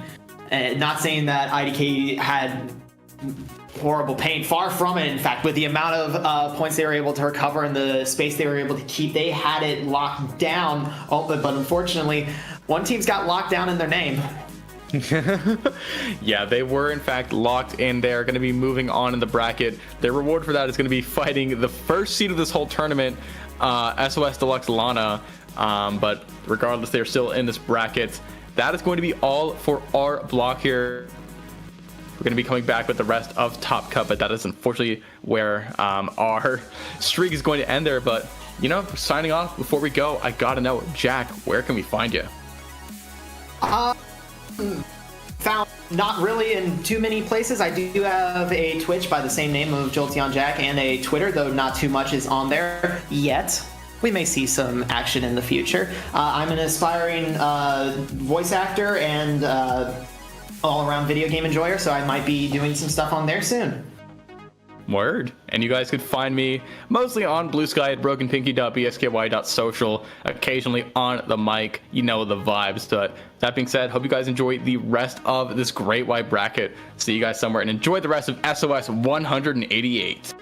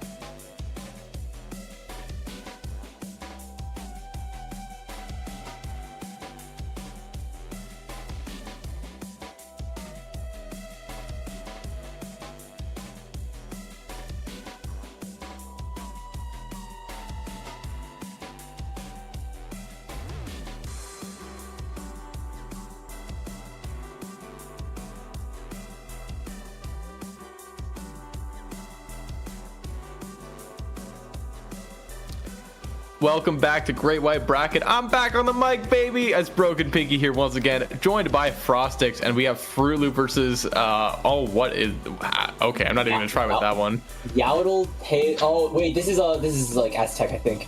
Yes. I also just have no idea how to pronounce it. We got Fruit Loop and the other one. Hey, don't reduce them down to the other one. I'm sure 8-Ball, One Shot, Lex, Picky Pie, Puffle, and Bonk have some show in them as we enter round two of Great White. We're still within best of 3 sets within this Oops All Zones rendition of Swimmer Sync. We're starting off with Zones on Barnacle and Dime. Zones on Barnacle and Dime, definitely a fun map mode to say the least. I know the Ludi Tonight viewer in me always giggles a little bit whenever I see this map, but you know, regardless, ever since the rework, been a very balanced map for both sides, but still a little bit centralized on that, you know, sort of plat area, so to speak. So definitely one to watch out for here. Yeah, definitely. I think what a lot of teams tend to do here is that once they get control, it's kind of a similar vein to Robo Ramen, something that I've been seeing, where a lot of teams, as soon as they get control of the zone, they start taking control of plat and then move into the enemy court as well, just to get a little bit more space on their hands, almost locking a counter-attacking team out of doing anything. Yeah, I mean, it's just suppression holding is just the name of the game, especially, you know, once you get into that court area, you want to stop the enemy team from moving forward as much as possible. You do, of course, have to be wary about that potential flank route. Not the best flank in this game, but it is something to consider nonetheless, there on that bottom left side from your spawn. But even still, I'm curious to see what both these teams are going to be, you know, rolling out with. I think we're at the top 8 cutoff right now for this tournament, so even more of the best compared to what we saw before, so I'm excited. Yeah, looking at Fruit Loop and Yaotl Teotl's win-loss ratios, Fruit Loop for now is 3 for 3 in terms of their set wins, winning against I'm Not Throwing, Reef's Carbons, You Want Some, and whoa, Bucket. Interesting here. I've known Bucket for being an extremely impressive set of weekly warriors. Looking on the other end of Yaotl Teotl, they are also 4 for 4 in terms of their set wins and have only dropped one map. They've won against Future Tone, Fan, Flatling Hell, Fruit Punch Sunday, and Big Fat Sea Cows. So these guys both of these teams have got a impressive win streak to boot. Let's see what we have in store. I just spotted Sea Leader. Two custom leaders? Twice? 2 Sea Leaders? 2 of them Tuesday? That's crazy. Pinky, I'm just gonna say, I'm hot off the presses of seeing Devin 4K go insane with Sea Leader. We're seeing 2 Sea Leaders now again. What is going on? I didn't think we would get a 2 of them Tuesday for custom leader scope 52 gal comps, but regardless, that's the video game we're gonna be playing here in round 2 of Great White. 3 go down to the side of Fruit Loop, and Yaotl Teotl already setting up here in control of the zone 30 seconds into this game here. Already getting some players into that court, and I'm assuming this leader trying to set up on this block area as well. Very strong opening for them here. Fruit Loop trying to get a response, but they're a little bit discoordinated right now. Pika trying to flank here with this Decawis hitter, but going to be caught off, delayed a little bit by Lex, but still going to find the pick. That being said, though, Fruit Loop will pop the Kraken. Garfield is moving in. Same thing with Pika. There's a Kraken being ready on the side of Yaotl Teotl, and Zone is in neutral. It has been flipped by Fruit Loop. They are now in control. There's 3 members of Fruit Loop on the scene, and they're already taking control of Plaid. Garfield is, of course, taking the back lines. It's what leaders do best here. They're just... Oh, is that a leader off that I was seeing just for a second? Whoa. This is what happens when there are 2 Sea Leaders here.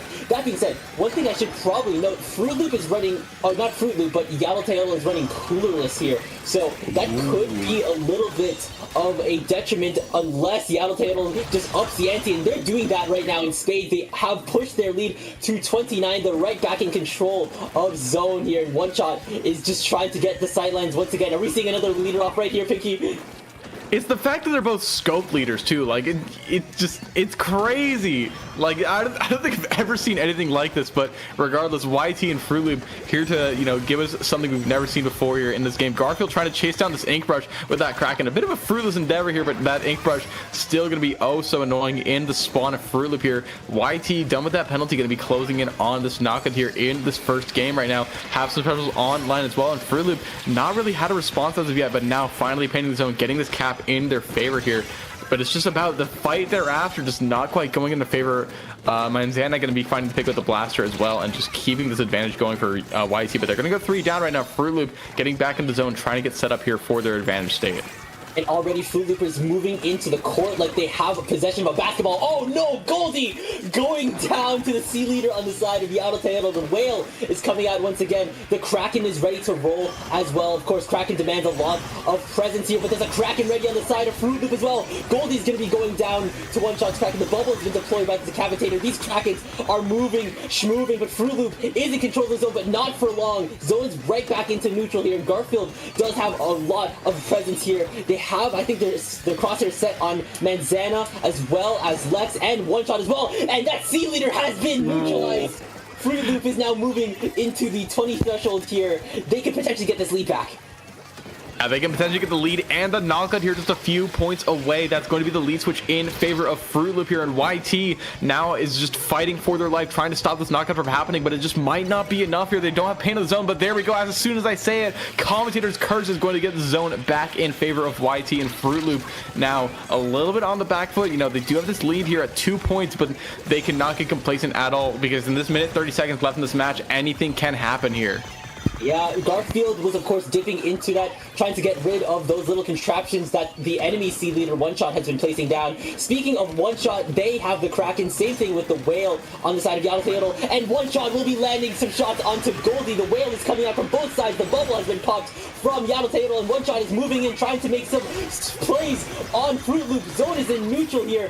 Yaotl Teotl is 2 members down, same thing with Fruit Loop. There's 1 minute left on the clock here. Lex is providing the paint here to potentially get the zone out of Fruit Loop's control here. It is in neutral. It is primarily orange. Lex is going down. Cricket's going down with them. It's only Callie left. There's 45 seconds left on the clock. Yaotl Teotl need to move fast.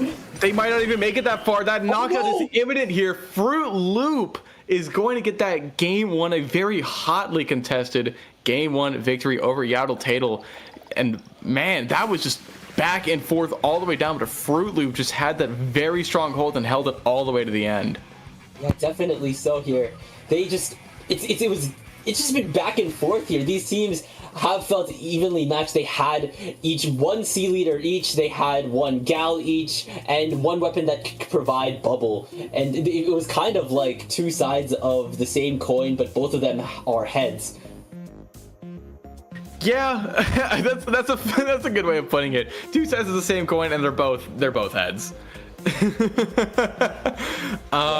but yeah, Coin and it's just the same guy. It's just the same thing again. Man, do you think we're still gonna see 2 custom leaders on Crab Leg Capital? I think we might see 2 custom leaders on Crab Leg Capital.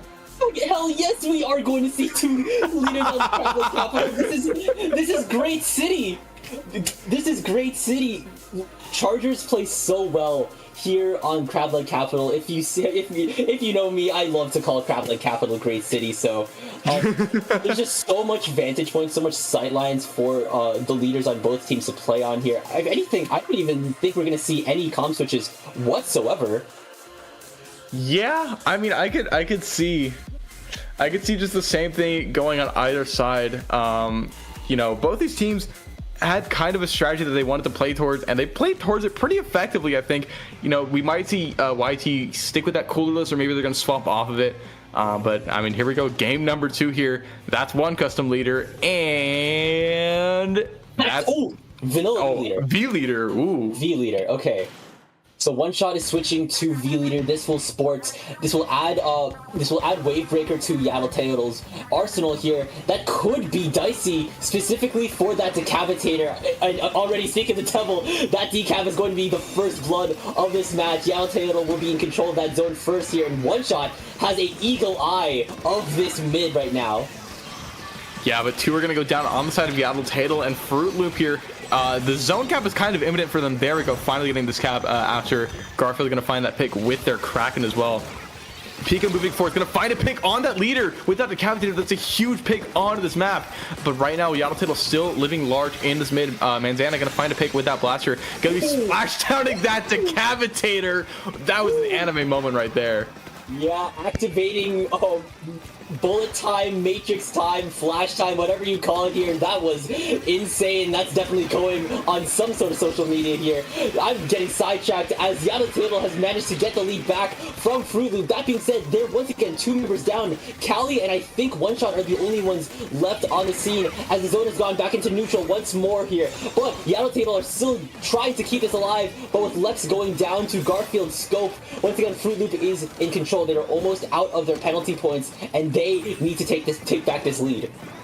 Yeah, Fruit Loop now in control of the zone. They don't have that numbers advantage against the Yaotl that they had just a few moments ago right now, so it's just going to come down to an all-out brawl for the zone right now. Splashdown going to get things started for Manzana, just to clear mid just a little bit and allow the rest of the team to move forward, and that's going to be the cap, augmented by that Ink Brush as well. So right now, I mean, lead is kind of a nebulous concept because both these teams are just, you know, so deadlocked with the score right now. But right now, Fruit Loop going to be getting this cap back in their favor. One Shot still patrolling the area with the leader, but forced to back up as Garfield setting up shop here in the middle of this map. It's definitely something I want to highlight here. Now that One Shot has switched to V-Leader, we're seeing the stark contrast between the 2 E-Leader kits. We noticed that Garfield is sitting on the floor simply because they have that Kraken ready to go at any moment's notice. Meanwhile, One Shot is taking the high ground as if they were Obi-Wan Kenobi, deploying that wave breaker. Once again, dicey for Pika if they stay on the field for longer. And there's that zone flip for Yaotl. Yeah, Yaotl, you know, going to be losing the lead there, but 38 points, definitely a doable lead, especially when YT is very close to being done with that penalty that they have stacked up. 2 minutes, 30 seconds left in this game. This has been a very long 2.5 minutes of gameplay here, but regardless, we are at the halfway mark of regular time here, but 2 down on the side of YT could spell the end of their cap here. That's a full wipeout here, just short of a lead switch, as Fruit Loop going to get back in control of the zone and going to be forcing YT to start from scratch. Once again, the leads both teams' points are basically deadly close. 38-41. There's 2 down on the side of Fruit Loop. Pika is trying to take the fight over to Yaotl's high ground, having Lex in their sights. That being said, though, it won't be enough because Yaotl is right back in control of the zone. Cali is just mopping up this mid alongside Manzana here. They are almost out of their penalty points. They're in the 10 threshold, almost in the single digits. Fruit Loop was 2 down before. Cali and Manzana are just lying in wait. This dynamic duo of a front line, leaving Fruit Loop guessing to where they could be next. The lead has been swapped here, but Fruit Loop are juiced on soders. Can they take this zone back? Absolutely here, 25 points away from this knockout here. YT very, very close to getting this game done and dusted, taking it to a game 3. Fruit Loop trying to stop it at just 2 games here, and they're going to be trying to get this cap going in the favor of the lead, standing at 9 points as a delayed wipeout on Yaotl is going to be coming out here. Minute 15 left to go in this game. Again, it's a best of 3 set. If Fruit Loop gets the set, they're moving on to top 4 here. Yaotl trying to stay alive here in this great white bracket, but one stronghold from Fruit Loop is going to be knocking this out of this tournament. So let's see what happens here as we enter the last minute of this game. 2 members down on Fruit Loop here. Yaotl need to take this back. Zone is now in control of them. They have a very large amount of penalty points to go to. That being said, they have a very, very comfortable lead here. One Shot deploying the reslider, wave breaker once more here. This will chop up the mid area for any frontliners on Fruit Loop. Garfield getting the sideline onto Manzana. That's no splashdown for Yaotl. Garfield also has the Kraken ready to go here. They have 30 seconds to get this lead back here. Landing the shot onto Lex. They have the Kraken still here. They are almost out of their penalty points. They could potentially take this lead back. They need to take this lead back. Every leader's knife is just like a punch to the gut here for Yaotl here as the time is ticking down. 20 points to go. They need to get to 9 to get this lead going, and they don't have much time to do it. All specials being unlocked, but the fast cap from Yaotl gonna give him a sign of life here. Kraken's going to find a pick. 3 go down on Yaotl, but it's gonna have to happen in overtime here. Fruit Loop 30 points away from getting this game and getting this set done, but Yaotl knocking out down without a fight. One Shot finding a pick in the zone, giving them a little bit of time, but the brush goes down early here. The Gallon Manzana swimming forward, but they're gonna go down. It's just One Shot on the leader, not enough by themselves, and Fruit Loop barely holds on to take a 2-0 set win.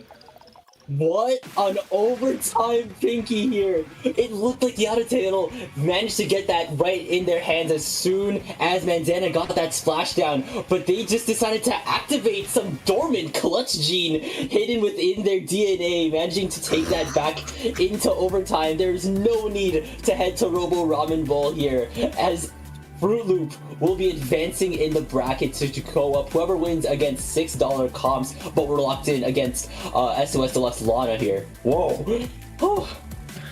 Man, that... I mean, I think round 2 is already done. We already have our top 4, and then lo and behold, it's the top 4 seeds of the tournament. Man, I don't know what I'm gonna see another leader battle in the top bracket of a Splatoon tournament. I don't think I'm gonna see it again for a while, but I think this is a good omen. I think you should maybe buy a lottery ticket or something. Make a wish. I don't know if this is like a once in a lifetime experience. Seeing E-Leader twice. I know if Fufu is watching, they're absolutely losing their mind because that's it's just, man, that's crazy. I think we're already gonna have our next match ready here. It's gonna be SOS Deluxe Lana versus FREEDQUAAD, as we're gonna go into top 4, and we're now at best of 5 territory, I believe. The matches and the set are longer, and the action is heating up here as the seed numero uno SOS Deluxe Lana. FREEDQUAAD is seed number 4 here. That being said, though, FREEDQUAAD has gone completely undefeated in their record, going 4 for 4 in set wins, and have not dropped a map here. And we're starting our best of 5 sets on the perhaps the best icebreaker map of all time, Splat Zone Tacklefish. Yeah, I mean, Zone Haggle, even before the game came out, we knew this was going to be the map of Splatoon 3, and here we are, 2 years later, a little bit more than that, and still holds true.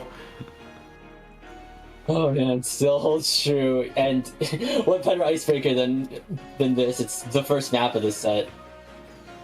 Yeah, I mean, it's just a hey, how are you? We get to see what both these teams are running. You know, neither of these teams have been on stream quite yet, so a little bit of a mystery for us watching as to what they're going to be running. But clearly, these two teams have really strong strategies. As you know, they've had a pretty spotless record up to this point.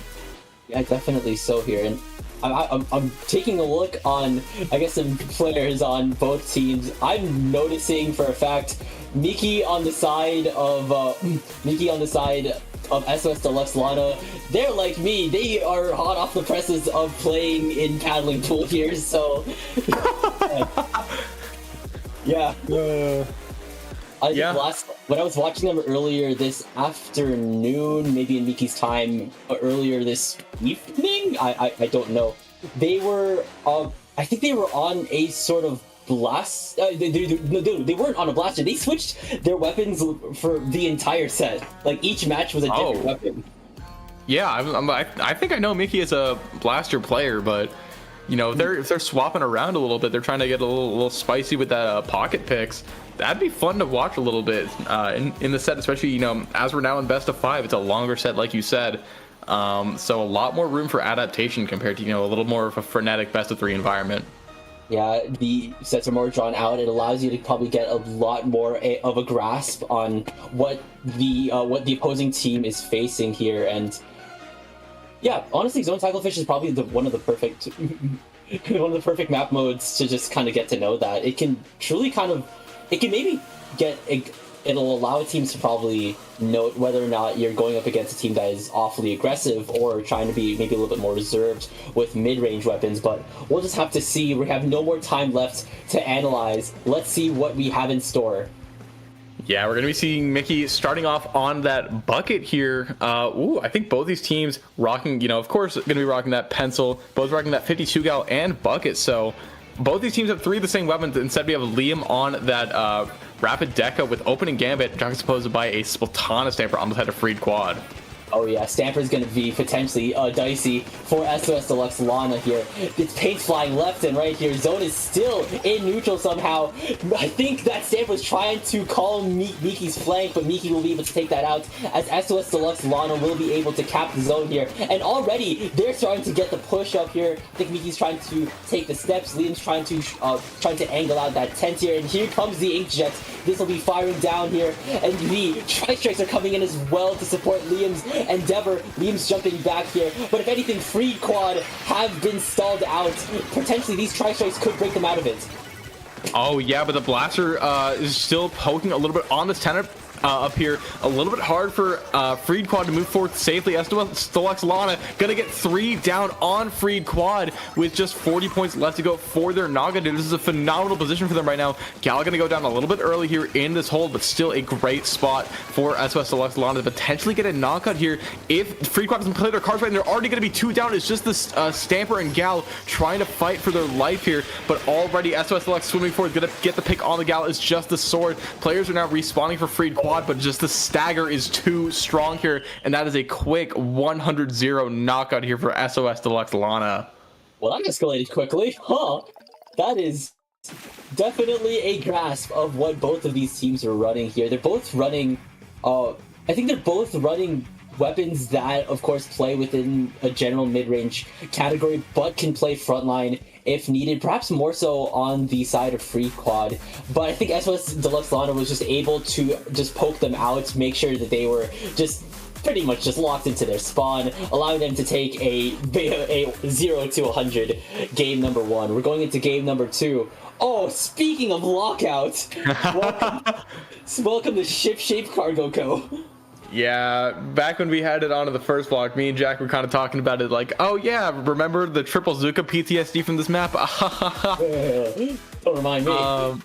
Yeah, I don't think either teams have Slider in their repertoire. I know I'm always gonna be, you know, kind of pining for Dreadringer because I love that weapon, but regardless, we're gonna be seeing some strikes, I'm sure, from these buckets. You know, Pen paints over the zone really reliably. Gal has been pretty ever present at this tournament. I'd imagine we're going to be seeing it even more just to wall things out. So I don't know. I think, like you said, lockouts are very prevalent on this map. You can just kind of stay back and forth, be able to run through court if they want to get anything done meaningfully on this map. Aside from that, the specials are really important on this map. What I'm wondering is, I think the wild card picks on both of the teams. We saw Stamper on the side of FREEDQUAAD as well as Rapid, not RPD, just Rapid Deco, right? That is Torp with Inkjet. Yeah, I'm surprised that we saw, you know, Inkjet being picked. Not something you see too often anymore. Of course, very fun special to watch when it's in the right hands, and Liam definitely used it very well for SOS Deluxe LANA, but even still, a curious weapon pick. Yeah, I think both of the specials of these two wildcard weapons are definitely good specials for just starting, potentially heralding a push, more so on the side of Inkjet. I think we saw that within that Hagglefish match with Liam just kind of raining down shots from on high, accompanied by those tri-strikes here. We'll just have to see what we have in store in game number 2. What are we seeing? We're seeing the same comp from SOS Deluxe LANA, and we're seeing the switch to Wiper on the side of FREEDQUAAD. And also the Rapid Deco. Oh, and the Rapid Deco, huh? They said, Liam, I like your style. I think I'm gonna take a page out of that book, huh? So again, 3 of the same weapons. The only difference is gonna be that Gal versus that Wiper. Between these two teams, FREEDQUAAD gonna get an early cap on the zone, but teamfight still living at large, and trades are happening here already. Yeah, exactly. That Rapid is going down. Hayden FN will not be going down just yet, but Weekly has something to say about it here. But they are in a potential 2v1 situation with Balloon, but Balloon will be going down. But here comes an Ultra Stamp from Stay With Me here. This could potentially be dastardly if it's not dealt with, but that throw will not claim any targets. This Wiper is trying to make the move, being able to take out, I think, the bucket or the blaster here. Zone is in control of FREEDQUAAD, and they are already out of their penalty points and counting down again. Yeah, I mean, the penalty was a little bit light. It was still very early games, but FREEDQUAAD definitely getting some good points on the board. Now into the 60s, trying to keep this points scored a little bit more, but picks are starting to happen here. Blaster battle going to be forcing one of the Rapids to jump out here. FREEDQUAAD, though, popping this hammer in zone, but the strikes coming out from SOS Deluxe LANA, trying to get this cap, but even still, the zone is neutralized. Stay With Me, going to find a pick with his hammer, going to be throwing it back as well and returning to zone, but going to go down here. SOS Deluxe LANA not quite getting this cap quite yet, still being contested here. Mikey not able to get the cap on their own with this bucket here, but the rest of the teammates are coming in, but not enough. FREEDQUAAD yet again holding on to the zone. think Balloon as well as one more member of FREEDQUAAD are the only ones left here, and with them being quickly flushed out, SOS Deluxe LANA is in control of mid, but not in control of the zone here. Trey's being forced to jump out here, and now SOS Deluxe LANA is in control of that zone, and already that gal is just right up in FREEDQUAAD's court, right up into their spawn. Actually here, you gotta deal with that gal fast here. Oh, and they're able to do just that before the gal can get too out of hand here, but the Inkjet coming in from behind to give that support as well here. This other gal going to be sharking up here. Trey just chilling in the zone, trying to get some paint going here, as SOS Deluxe LANA is going to be nearing that lead that FREEDQUAAD had set at the beginning of this game here. Balloon popping their own jetpack here, going to find 2 nice assists. Not enough to stop this lead, but enough to stop him from getting too out of control and getting FREEDQUAAD back in control of the zone, but still going to go down on that landing. It is equal penalty points now for both teams here. FREEDQUAAD is, more so was, in control of the zone here. It's right back into neutral. We're seeing a wall off. We're seeing a gal off right on here in the courts here. But I think that gal is in a tricky situation with that torpedo.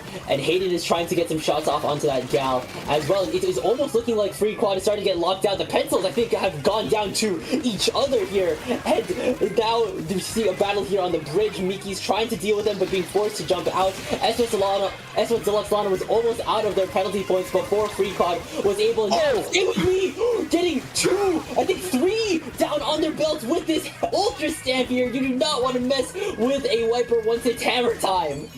I saw 4 people lined up and I was like, oh, this dude's just gonna get a strike, just gonna bowl them all over. Forced one to jump out, but even still 3 beautiful hammer picks are gonna get FREEDQUAAD in striking this of this lead, and there we go. They are 2 down though, so the zone is going to be going back in favor of SOS Deluxe LANA very quickly. Yeah, that delayed wipe almost going to assure it here, as Cap is going to be regained by SOS Deluxe, and now they're starting to set up here. That Pen was the last one alive though, and that Pen still putting on a lot of pressure, but Liam on this flank here with his jetpack, trying to make something happen, trying to find his pick and try to find another assist. Gonna find the pick onto Hayden, and that's a great pick on that pencil. Yeah, long shot with that inkjet. Already, there's 2 down on SOS Deluxe, and now FREEDQUAAD need to get going here. There's going to be around 1 minute left, and they just lost the lead. Stay With Me does have the hammer. Balloon is firing off with that inkjet. Here it comes. It's hammer time, and Stay With Me is attacking the bridge. Liam is in their sights. Will they be able to get the picks? They will be able to get Liam. They will not be able to get rid of Lana Till Ray. And if anything, SOS Deluxe LANA are holding down Stalwart, as Balloon is the only one left on FREEDQUAAD. There's going to be 40 seconds. There's going to be around 40 seconds left on the clock. SOS Deluxe LANA are very close to knocking this out. Pinky, it is deadly close here. It's 3 dead. I don't know if they're able to do it, but Trey's able to find a double, but it's just not quite fast enough. Very back and forth game, much more than the first, but all the same going to go in favor of SOS Deluxe LANA, up 2-0 in this best of 5 set. And there it is. We're now on match point with SOS Deluxe LANA. Even after a more decisive zones match than last round, they still managed to get that win down on their belt as we go into game number 3. It is now on another well-seen zones map. This is Mahi Mahi. Yeah, I mean, zones Mahi Mahi. I mean, before the Mahi Mahi rework and before, you know, I guess the map became a mainstay, everyone was like, wait a minute, this map is kind of cooking a little bit. And I mean, here we are just a little bit later. It's a tournament mainstay here of this game. Of course, you cannot talk about this map without talking about how the water drops around that 60-point threshold. I don't think it's exactly at 60 points. I think it's at 61, funnily enough. I don't even know if it goes down at a certain point. I thought it just goes down at a certain time. No, it goes down to it's around the 60-point mark. The time drop is in Turf War. But... Oh, wow, I didn't even think I got that half right. Go figure.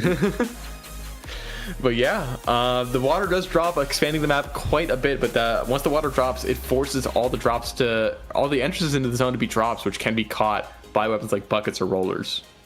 If there's anything that I'm thinking going into this game, I'm wondering what we're going to see of those rapid decos here.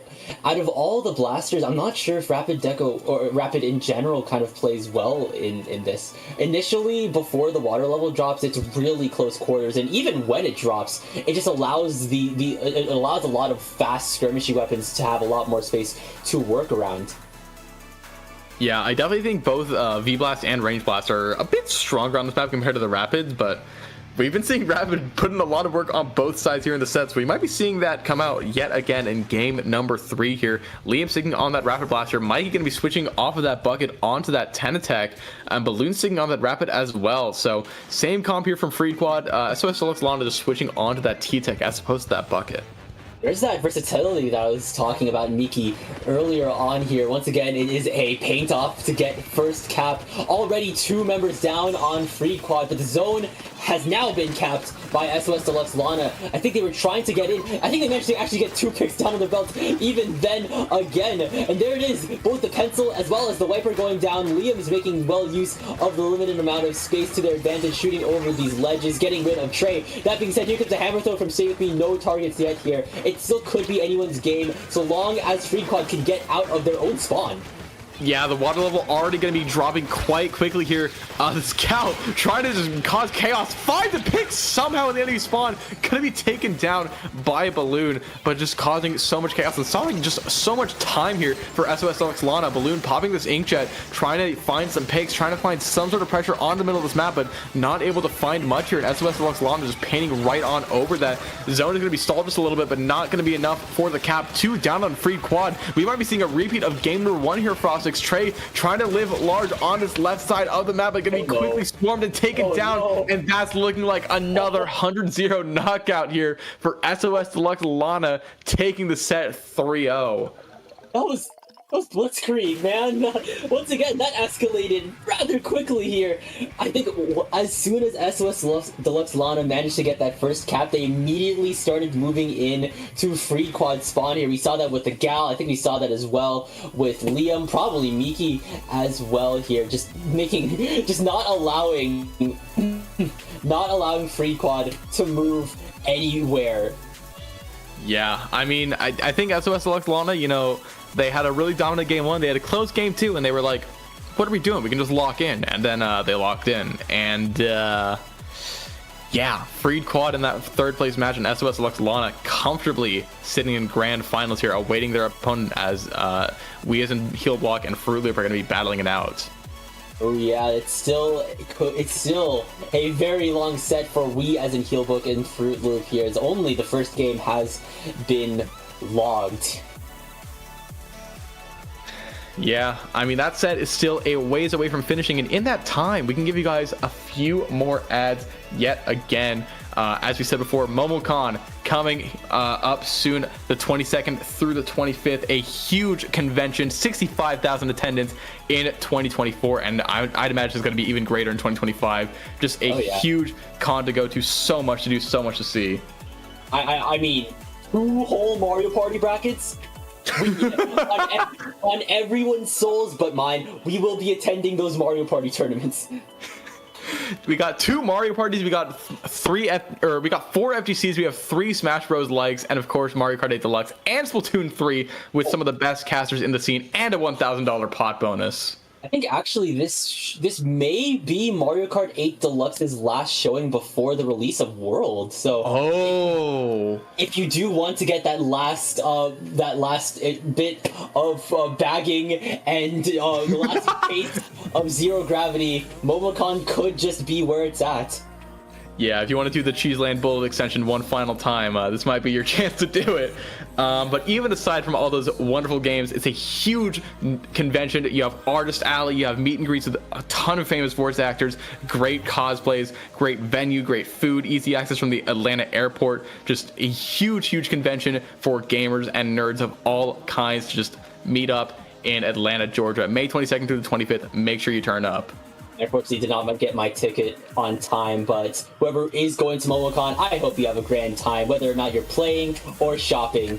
It's just one of the cons to go to, you know? And it's brutal on your wallet, just letting you know now you got a budget months in advance. Please budget when going to cons, not just MomoCons, but cons in general. Yeah, but of course we have another advertisement as we're going to go to a quick little video as we're going to take a short little break from the casting.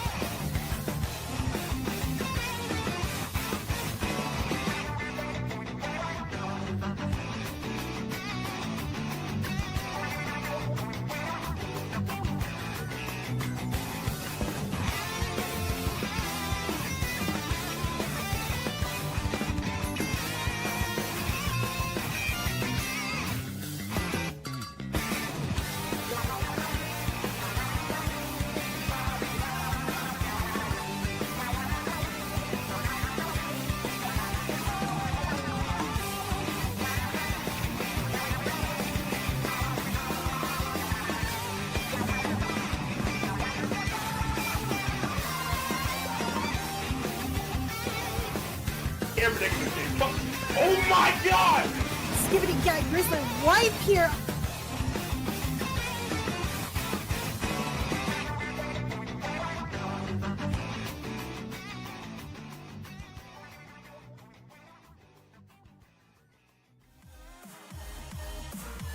Has been a tournament that has been, I think, up for a little while. I remember seeing ads for it on streams probably a couple months ago, but I still have yet to cast it, and I want to because the premise of a tournament with gimmicks like that, wow, do I want to see that.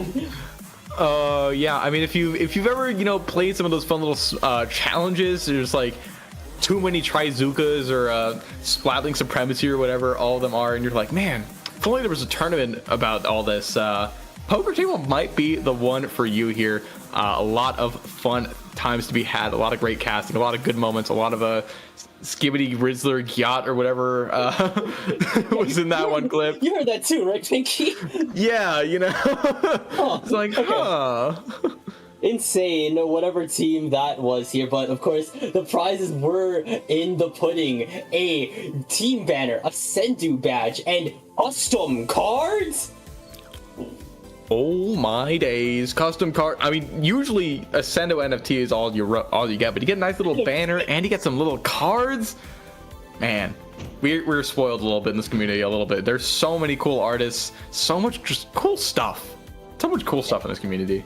And man, I saw it. I saw this ad earlier when you were casting with Jack, but man, that trailer was sick. We love the editing community as well. Woo. Yeah, I mean, truly, shout out to the Splatoon community. It's such a great group of people, of course. Shout out to all the people that are putting this tournament together. We got Tulips as the head TO, I believe. We have Justin Pipe Dream, goated streamer as always. And yeah, we're still a little bit waiting on FROOTLOOP versus Weeth and Healbook, but FROOTLOOP up 2-0. We might have our Grands matchup shortly here. Yeah, they have once again. They, like the last two teams, have reached the potential final map of Mahi Mahi Resort. I think it just depends on whether or not FROOTLOOP can take that third game down on their belt. And I am now realizing, Pinky, there is a timeline. There's a potential timeline in which we see E-Leader again. Yeah, I mean, I don't think we're gonna be seeing double custom leader. I think that's definitely gonna be left in round 2. However, all the same, some custom leader on the stream in finals of an SOS, that'd be pretty hype. Insane. That would be insane to see, and it could be something that could put a wrench in in SOS Deluxe Lana's well-oiled machine. Also want to give a shout out to Umbral on the staff team. You know, we got a pretty small crew putting together this SOS, but SOS 188 just as important as the other 187 that came before it. And, you know, looking at this number, we're pretty quickly getting up to SOS 200, and that's kind of crazy. Yeah, it only feels like yesterday when we just reached the 100th Triton Cup, so it's like, now we're going to reach the 200th SOS? Whoa. Time flies.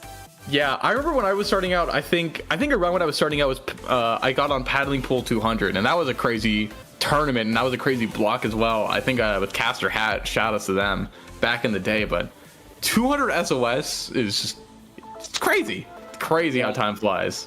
Yeah, I can't wait to see what we have in store for the big 200. But until then, we have... Oh man, I have to crunch numbers real quick. It's like 188 minus... Oh, hold on. 200 minus 188...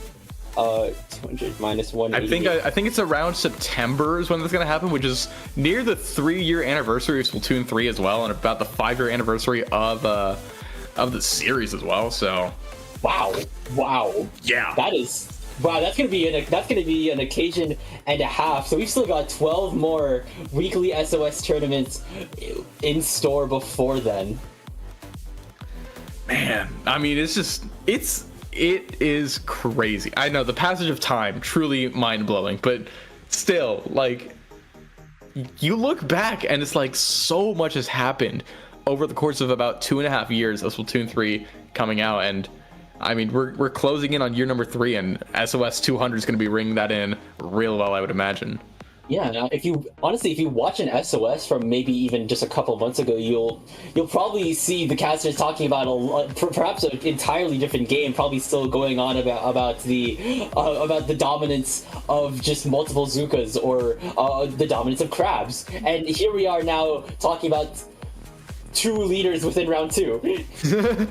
I think it's a bit of an anomaly. I wouldn't say I'd call it the meta standard, but it's working out pretty well. They're up 2-1, I believe, in that set. I think we as in Healbook did get a game under their belts. You know, Signs of Life coming out, but even still, I mean, 1 game away from grand finals with custom leader. That's a pretty nice pretty nice look for them. Could be one hell of a set in the other end of the bracket, but FROOTLOOP is still within that overall set lead here. If they get game 4 on their belt on Zone's Mako Mart here, they will be, of course, moving into finals. But this is potentially also a reverse sweep in we as in Healbook's possession. Yeah, a reverse sweep is it's hard. Because I was thinking about it a few weeks back. I'm like, man, you know, as someone who watches a lot of Smash Bros, losers bracket runs are pretty common in Smash, but not as much in Splatoon. And it's just because it's harder to get 4 people locked in the same degree as opposed to just 1 person locked in to go on a crazy 9-set losers run. But even still, reverse 3-0s and losers runs do happen in this game, and just the rarity makes it all the cooler when they do happen. And I think you and Jack were talking about this earlier, talking about just the mentality of it all, just holding strong through the entire 5-game set. And I'm definitely sure that we as in Healbook probably have that, definitely need to get that down on their belts here. Yeah, I mean, again, as the set goes on, you gotta have that endurance and that stamina to just keep holding strong, even when, you know, you're winning and when it's not going in your favor. So yeah, I mean, a lot of this Great White bracket, the sets that we've had have been a lot of sweeps. Even looking at this bracket, we've had 2 sets total that have not been sweeps so far. So hopefully this grand finals will be back and forth action, but I mean, who's to say? I mean, yeah, we were just hot off the press of seeing SOS Deluxe LANA take 2 of their 3 wins in that set as KOs. Yeah, I mean, it's weird, you know, when you see the group stage, it was 3 game sets back to back to back, all of them super down to the wire, and now we're in bracket, and it's like sometimes the cream just rises from the crop. And when cream rises to the crop, we see 3-0 sets, and we're seeing that. Yeah. We saw that a lot here. We see this in round 1 with all of the sets being 2-0, and basically all of round 2 with SOS Deluxe LANA's versus $6 comps, but we locked in being the only instance of a set going to game 4. That being said, though, like we said earlier, we as in Healbook as well as FROOTLOOP also going to game 4, maybe potentially game 5 if we're still here. Yeah, potentially. I mean, the set is not on the mainstream, so we're just kind of, I guess, waffling about what could be going on in that little lobby of 8 Splatoon players trying to change their tournament life. What is going on in there? And as soon as I say that, Sendu just updated. FROOTLOOP have taken the sets 3-1. They have punched their ticket down to finals to go up against the number 1 seed, but don't count out FROOTLOOP, their number 2 seed, definitely for a reason. Yeah, I mean, we saw both these teams have pretty dominant performances on the stream earlier. Of course, wait, is he seed number 2? Oh, they're seed number 3. Whoopsie. Yeah, FROOTLOOP, I think, is seed number 3. They had a nice 2-0 in round number 2. SOS Deluxe LANA had a 3-0 sweep in round 3, and now these 2 teams are the last 2 left in a bracket, aside from the 2 playing for their 3rd place match. Yep. They're not in winning contention. Not just yet here, but we're going into the grand finals of this week's SOS. Our first map will be Umami Zones here, and obviously the standout of this map is, of course, the fact that there's 2 of them and a big rectangle dividing them. Yeah, I mean, we saw a bit of slider earlier in this tournament. I think this was actually the first map mode that was streamed. Just start things off. So starting off the tournament and also starting off grand finals on Zones Umami. It's pretty, you know, it's not super prone to being zones cheese, at least the zones themselves. Once you get into the spawn, yeah, slider's pretty good. But, you know, at least for capping the zone, you gotta work hard on both fronts as a two-front assault here to try and get this cap here. And that can be a little bit annoying. Yeah, one thing I also I say this a lot here when it comes to certain zones maps, but one thing that I see specifically with Umami as well, I said this before in Barnacle and Dime, it was that once the team gets control of the zone, they could potentially the defending, not the defending team, but the counter-attacking team could be faced with lockouts if the defending team just managed to control their court side moving into their spawn very effectively. Yeah, absolutely here. Lockouts are pretty prevalent on this map because there's not a ton of ways to get back into the zone. Of course, you can drop down on the left side, but then you got to climb up a ledge and you need to ride an awkward ink rail sometimes. It's not the place you want to be. The place you want to be is in the middle of the map and in the enemy spawn. So definitely whoever can get there and hold that position the best is going to be the team that's going to prosper a little bit more here on Umami Ruins. Yeah, definitely so here. And I remember you talked about Reslider, but of course that can only net one zone in your favor. And maybe another thing that you probably need to look out for, especially if you are the backline on both teams, is just making sure you have control of the rectangle here. That's of course a very, very sought out spot because it allows you to get sightlines on both zones here. If I'm being honest, I'm now starting to think that maybe the potential E-Leader on the side of Fruit Loop could be a little bit dicey. That being said, though, I think Umami does have the sightlines that E-Leader loves to have. Well, the thing is that Leader, I think the whole reason why Leader is like pretty usable in this meta is because it outranges Pencil and one-shots it. So although Pencil's a bit more consistent in that 1v1, Leader puts on a ton of pressure from a range that Pen can't really deal with. And, you know, SOS Deluxe LANA has been using Pen, and obviously Fruit Loops has been using Leader, so maybe that backline war could be favoring Fruit Loops a little bit more. And once the Pen goes down, you know, you lose a lot of that paint, a lot of that damage pressure, and of course that cooler output that makes SOS Deluxe LANA such a strong team just diving in and out. So maybe, you know, Fruit Loops could have some counterplay with that unconventional pick.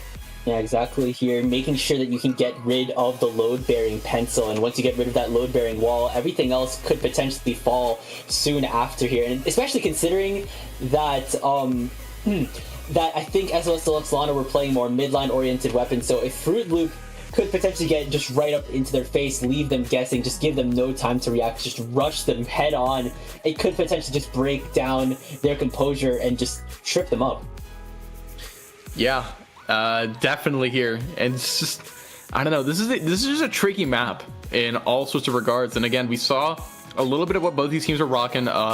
Fruit Loop's going a little bit more, I don't know how to say it, I guess a little bit more off meta compared to SOS Deluxe LANA, who, you know, you have your bucket, you have your gal, you have sometimes a sword, sometimes a rapid, sometimes a T-Tech, you know, a little bit more standard. Still obviously have some flavor there with that Inkjet rapid, but even still, I think it's going to be an interesting set between these two teams. I'm just starting to realize, I remember when we were casting Fruit Loop and Yaotl Teotl, one of those teams was coolerless. Wasn't it? Was the coolerless team? It was Yaotl Teotl. I think Fruit Loop had Zap. Oh, that's right. Yeah, they had Zap. So that was. It was like Zap, Decapitator, Blaster. I forget the last. I think it was a Blaster. Yeah, it was Custom Blaster. Or was that Yaotl Teotl? I don't remember. My memory's really bad. Either. It was two sets ago. I know Yaotl Teotl had like Brush, Gal, Leader, something. We'll find out in the VODs after this. We'll find out. Yeah. We'll look out. Well, the chat's probably yelling. It's okay. It's okay. In chat, but who knows?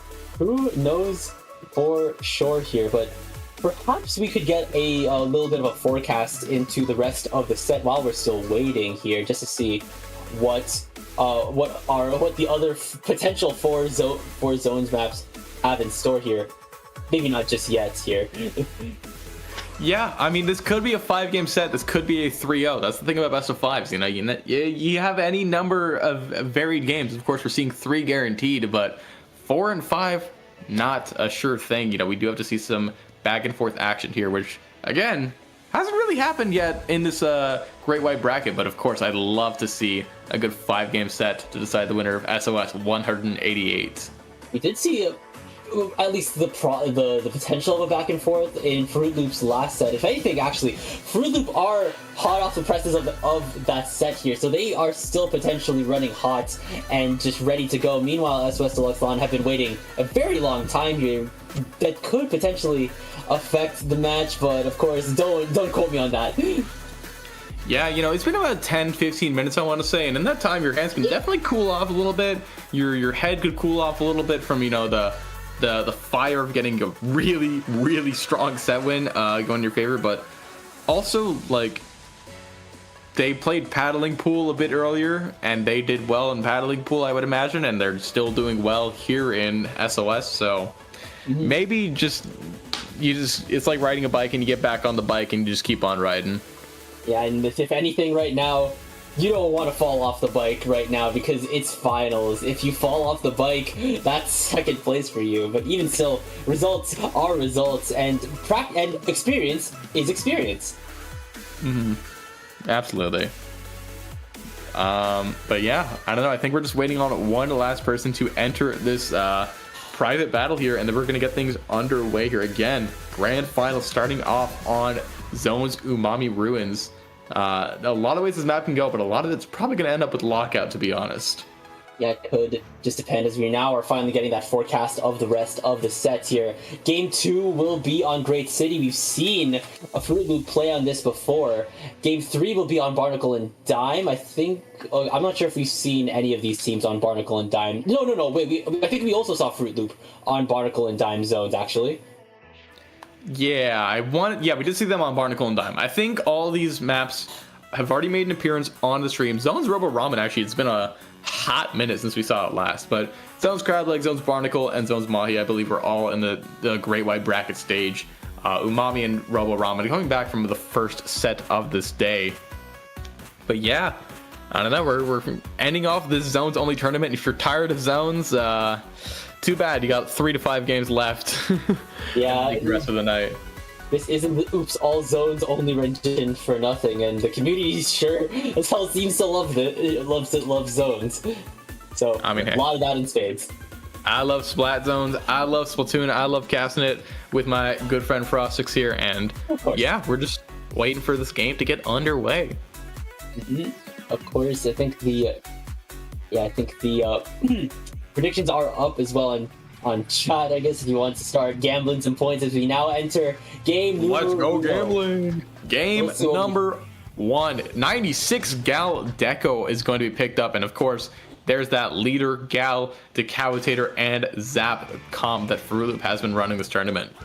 Actually, I think we're actually seeing Liam switch to Stamper as well. We saw them before on that Rapid Blaster, but now they're switching to Stamper, something that the other team was running already. Fruit Loop is in control of the zone, but of course they potentially won't be in control for long if SOS Deluxe LANA get going. But they're still holding potentially both of these zones in their blue, but right now it's looking predominantly orange right now. One zone is in control of SOS Deluxe LANA, and with the rest of Fruit Loop backing out, it's looking like they will take the zone and the lead.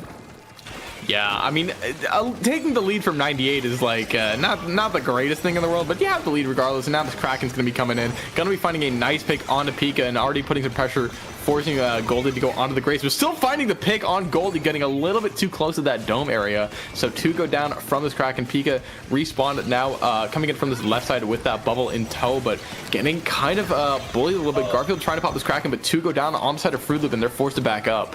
I just wanted to say, did someone just fall off the ledge here? I think I noticed that. I think it was the 96 on the side of SOS Deluxe LANA, but all that aside, they are already in the 30 threshold, now into the 20s. Mickey is popping the crab, being able to get Goldie, being able to get an assist onto Pika as well here, just stopping FROOTLOOP from getting any more progress here. SOS Deluxe LANA is already in the 10s threshold here, and I think that the 96 is up in the front lines. They are in the single digits. They are 2 down, but it's only Pika left trying to stop them, but Zone is in neutral. They could potentially stop them right here. Oh, but the sword, it's going to be traded out from Pika, though. Pika now on the top mid, moving on to the other side. Zone's being contested, but FROOTLOOP barely able to avoid getting knocked out just yet here. Going to be holding on. It's still finding picks.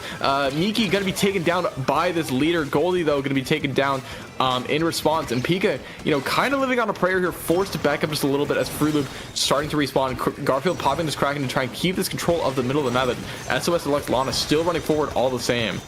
And Garfield's using that Kraken just like we saw them back in round 2, I think. And that being said, though, they are going down. I think Pika does have the bubble ready to go here. This could potentially keep them on Zone for a little while longer. That being said, SOS Deluxe is now being juiced up on Soders. Liam is diving in and out of backline and frontline with that Zip Caster, trying to cause a little bit more havoc. FROOTLOOP now has Soders ready to go as well. And Cricket, as well as that Gal, are just backed into the corner here. They are still in this game, though, as SOS Deluxe LANA have a lot of penalty points to eat away at. Absolutely here. So, I mean, 60 points, it takes a while to chew through all of that, but SOS Deluxe LANA definitely intends to hold on to the zone for that entire time. And now the 96 Gal trying to get set up here, has that Kraken at the ready, can definitely throw a splash wall as well to keep control of this area. Here comes this Kraken as well to sort of break the formation. Garfield popping their own Kraken, but Kraken from SOS Deluxe LANA finds a pick, and then going to be crossing with Garfield's Kraken. So many Krakens happening all over the map, but even still, SOS Deluxe LANA holding on to their control of the zone and getting closer to getting done with that penalty. Finally, we're right back into the scope of Garfield here. That being said, though, FROOTLOOP need to get this zone flipped fast because SOS Deluxe LANA are almost already through their penalty points. Miki is still on the scene. I think they have Garfield in their sights using that shooter movement to just move all around here. They're almost in control, and they are in control. They're in the single digits of their penalty points. This could be knockout if FROOTLOOP do not flip this. It's only Cricket left here. And with that, SOS Deluxe LANA will be able to take game number 1 in this set in a sweep, just like we saw them do last set.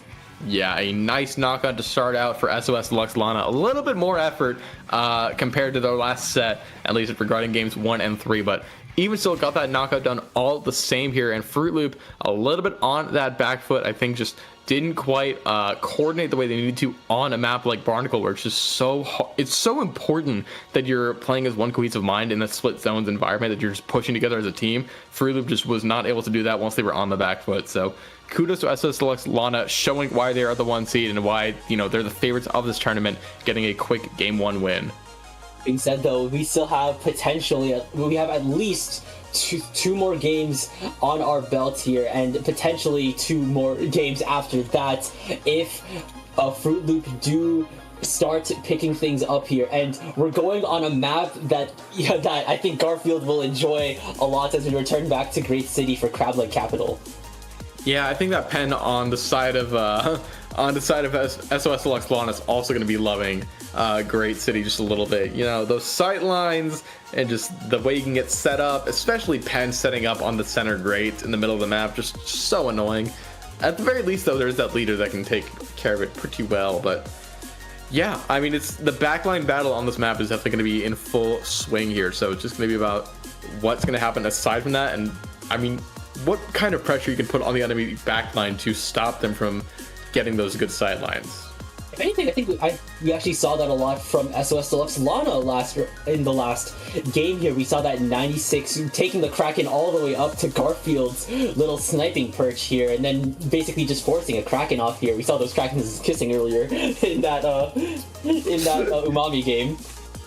Yeah, the Krakens were kissing just a little bit. You know, even in the heat of battle, you gotta kiss the homies goodnight sometimes, and you know what? That's beautiful. You love to see that. We love to see the Krakens kissing the homies goodnight here. Still waiting on the teams to ready up to go into the rest of the game here. If anything, we've seen that Miki has been very adaptable. We saw them switch to T-Tech earlier. That could be good for capping it. But Miki's staying on Splash, so that is a source for Crab. Meanwhile, Garfield is now switching to V-Leader. Yeah, V leader is going to be coming out here with that wave breaker as opposed to the Kraken. So I guess no more Kraken existing in the middle. Both teams dropping their Kraken. Oh well, but even still, seeing 52 gal on either side, very strong pick in this tournament, although they both go down as soon as I say it, funnily enough. And right now, just paint coming out in the middle of the map, but early cap for SOS Deluxe LANA is Miki going to be popping that crab tank very early. Yeah, and I think that is now SOS Deluxe LANA's way of dealing with Garfield. Already, 2 members are down on both teams, but SOS Deluxe LANA is still in control. Cricket is trying to hold down the line, making sure that FROOTLOOP could potentially stay here, but Pika has gone down. Same thing with the Zap here. Yorlov's just trying to get rid of Cricket here, and that was just a 3v1 here. Cricket could just not last. And now Yorlov is trying to stand on the grates, trying to deal with more members of FROOTLOOP in their own spawn here. This could be the lock. Man, I think this is opening Gambit Gal as well, and just look at how fast it's moving on these grates. Finding a pick onto Garfield as well. Look at the points! Already down to 25! What is going on? FROOTLOOP has not been able to ready a response, and that crab thing from Mickey stopped the numbers disadvantage from SOS Deluxe LANA from getting too out of hand here. Zone is still going to be contested for, but it's not even going to be neutralized here as FROOTLOOP going to be going down. What in the world happened there, Frostix? I've said it twice, I'm saying it again. That escalated deadly quickly for SOS Deluxe LANA. They are the #1 seed for a reason, being able to control the zone and the space of Great City just so effectively here. At this point, they weren't even in their own side of the map. They were just in FROOTLOOP's end of Crablet Capital, not allowing them to move past, not allowing them even to touch a grate in their sights here. It is now match points, and not even just match points. The entire tournament is now on the line for FROOTLOOP here as we go into potentially the last game of this set, Barnacle and Dime. Yeah, like I was just looking at Your Love just simultaneously hit the whip and Nene in the enemy spawn, and then I look at the points and it's just, where did they all go? It's just, I look down, it was at 60, and I look up, it's at 20. Just SOS Deluxe LANA just held on to the zone cap the entire game. And Miki, I mean, we talked about the versatility bit in that last set, playing Bucket and T-Tech, now switching over to that Splash-O-Matic with that Crab Tank. Such a strong special, and they've been using it so incredibly well for SOS Deluxe LANA to get these 2 nice game wins for them. And now, I mean, again, tournament point, as you said here, Frostix, it's going to come down to zones on Barnacle and Dime. FROOTLOOP going to have to make a reverse sweep to make this tournament happen. Definitely so here. I was just about to say we have no more time left to analyze, but we still have a couple more potential precious seconds left to talk about what Barnacle and Dime could have in store here. And we of course know that I think we're going to see just the same comp from the side of FROOTLOOP. They've been sticking with their guns, they know how to use them effectively here. And we are now seeing, once again, SOS Deluxe LANA is sticking with their guns from last time. Same thing with FROOTLOOP, like I said earlier. This is for all the marbles. Let's get into this. Yeah, for all the marbles, we're going to be seeing the opening game of 52 gal coming back here for SOS Deluxe LANA. Pika going down very early on that Decapitator, though, not going to be the star that FROOTLOOP wants right now. And right now, Your Love just chilling here on this gal, but going to be sniped by that E leader. But even still, 2 down, that Crab Tank, such a strong last bastion, going to be taken down, though, as FROOTLOOP going to get control of the zone. There's just so many picks happening all over this map. I think with only Garfield and Pika left on the side of FROOTLOOP, and with everyone on SOS Deluxe LANA starting to rally towards the zone, things could be dicey for FROOTLOOP in this early game. But since it is, of course, early game, it is, of course, anyone's game. Your Love is already going down. Same thing with Pika here. The bubble has, of course, been deployed. But that being said, though, SOS Deluxe LANA is now popping a wipeout here. They're moving past the 80 threshold into the 79 and are now moving into court like they want to sue. Yeah, this is exactly where you want to set up here on this map, just in this court area. Liam popping that Zipcaster, going to find a pick on the Garfield as well, just nullifying this E leader over and over again by putting so much offensive pressure. Miki going to find a pick on the Goldie as well. 50 points left in this game right now, and this might be the last match of this tournament if FROOTLOOP cannot ready a response. Cricket jumping back, trying to preserve that killer whale. 5.1. Desperately going to find this pick onto Liam, though. This could be the response that FROOTLOOP needs to get back into this game. Whale going to be popped as well, but just picks need to happen. Pain needs to come onto the zone. It's just not quite happening yet. They need to move fast here as SOS Deluxe LANA are in the single digits. Pika is trying to lay down the pace. They will be able to get at least one pick. Zone is in neutral, and with Goldie and Cricket in tow, they do get that zone flip right when they needed to, as SOS Deluxe LANA were at 2 points here. Fruit Loop are not going down without a fight. Not going down without a fight whatsoever. They got shut out in that last game, and they want to stop that from happening again as best they can. Now they're all starting to set up in the zone, but they're not quite far enough up where you want to be on this map. So much pressure being put up and so much respect being given to SOS Deluxe LANA. Miki's crab tank is almost expired though, and points are still ticking down here for Fruit Loop. They're down into the 40s right now. Liam starting to live large here on the side of the zone, but players are still going down on the side of SOS Deluxe LANA. Fruit Loop still getting to picks. Cricket is able to find a huge double here in the court, and they're still moving forward. Oh no, wait! Fruit Loop are now moving into the 10s here. Already the Gal is down on the side of SOS Deluxe LANA. Liam's trying to make a move onto Zone, but Fruit Loop is now in the single digits. Zone is in neutral. Zone is back in control of Fruit Loop. I think that is Miki firing off with the crab tank. The lead has been lost! The zone has been flipped! The knockout has happened! Fruit Loop are now in... They now have points on the board here. They're going to game 4. They're on the board. Oh my god, there was so much paint, so much of that orange paint on that zone from SOS Deluxe LANA. I thought it would be enough to neutralize, but somehow Fruit Loop was able to hold on just long enough to get that lead and get that knockout thereafter. We have a 4-game set on the stream. We did it, y'all. Yes, we're seeing Robo Ramen. It has been a hot minute, and we're seeing it now for the first time ever since your block. Since I think game 2 of round 1, we're seeing Robo Ramen back on the stream. It's been a while. We missed ya. And now we have yet another Tetra-shaped zones map where the biggest choke point is the elbow. I love map design. Yep, and if there's anything that I've said about Robo Ramen, it's that as soon as teams cap zone, they will immediately start moving up that macaroni elbow and then into the court, into the spawn of the counter-attacking team. We've seen maps like this time and time again within this top cut here, and we're seeing perhaps the progenitor of it in Robo Ramen. Yeah, I mean, Robo Ramen is like, it's like the best one, I guess, but it kind of is just like Umami or the other one that we just saw with, or Barnacle with a different coat of paint. Like, you know, like, you got the bottom out, you have the trench, it's super cool, but you gotta get through that elbow. If you don't get through the elbow, you're not gonna win this game. So here we go, still tournament point here for SOS Deluxe LANA, but Fruit Loops definitely showing some signs of life, still sticking with the same comp they ran with last time, but now SOS Deluxe LANA going back with that 96 Gal Deco, and Miki going onto the V-shot as opposed to that splash. Hello, and we're now seeing a potential Zuka threat, and already Your Love is going down. I'm not sure who they went down to. Perhaps it was a snipe. Oh, speaking of snipe, Garfield getting a shot onto Miki. That's 2 down on SOS Deluxe LANA, and a jump out practically being a delayed wipe, allowing Fruit Loop to take first cap here and already moving up the elbow. Oh, but 2 are going to go down to the respawning members of SOS Deluxe LANA, and Liam is going to be alive here with this Stamper in this bottom area. Called out, though, by Cricket on that Gal. Now with another Gal battle here, but it's going to go in favor of Cricket yet again, and this jump in is surely going to be caught. Liam getting a little bit too overzealous. His points are still going to be taken down here for Fruit Loop, down to the 50s, shortly to the 40s. Your Love popping this Kraken in the zone, trying to clear it out as best as possible, shepherd people back to their spawn, but forced to drop out and not going to be able to get a resulting push.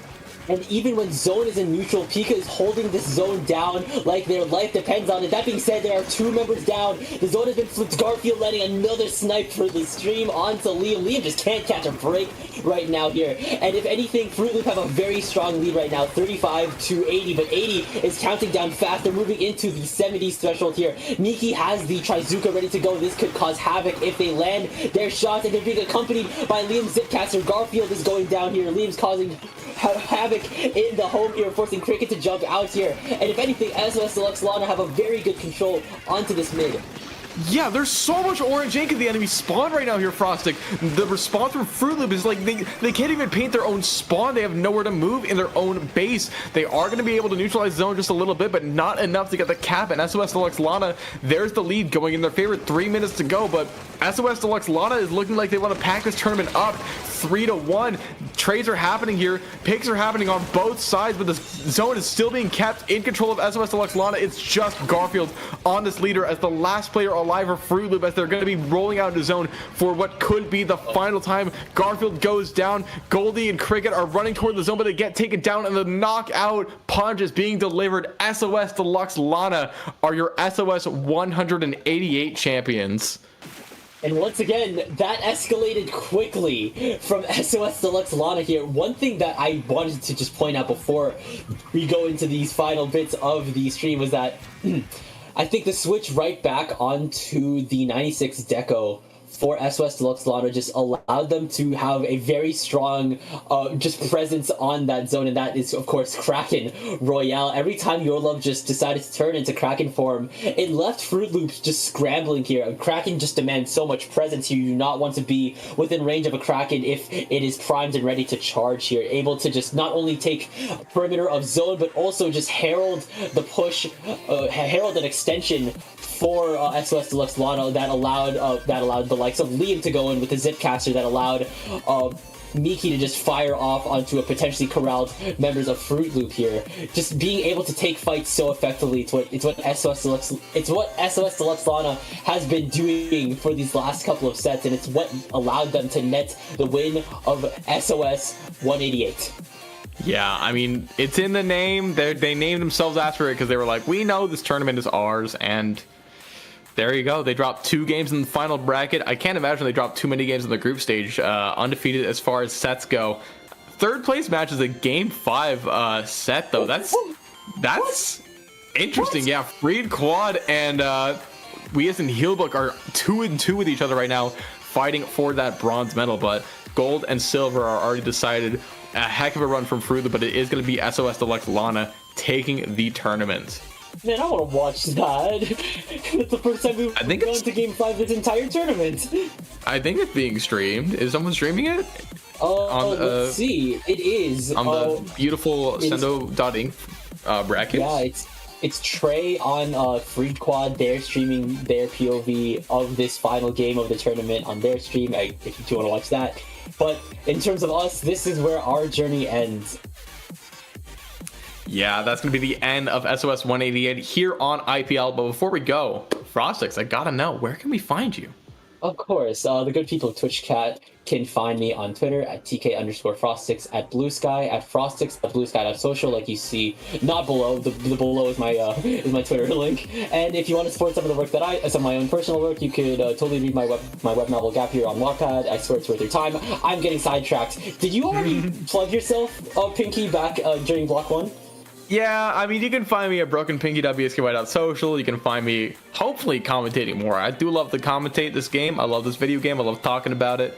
But yeah, I think that's all we got. Shout out once again to the staff that threw this tournament together. We got Tula, we got Umbro, we have Justin Pipedream, the goated streamer. I believe I also saw that Ellie and Half helped with the seeding, and they did a pretty good job seeding because Seed 1 won the tournament. So that being said, thank you all so much for watching. Have a good one. Take care. We'll see you next week for more SOS on Wednesdays.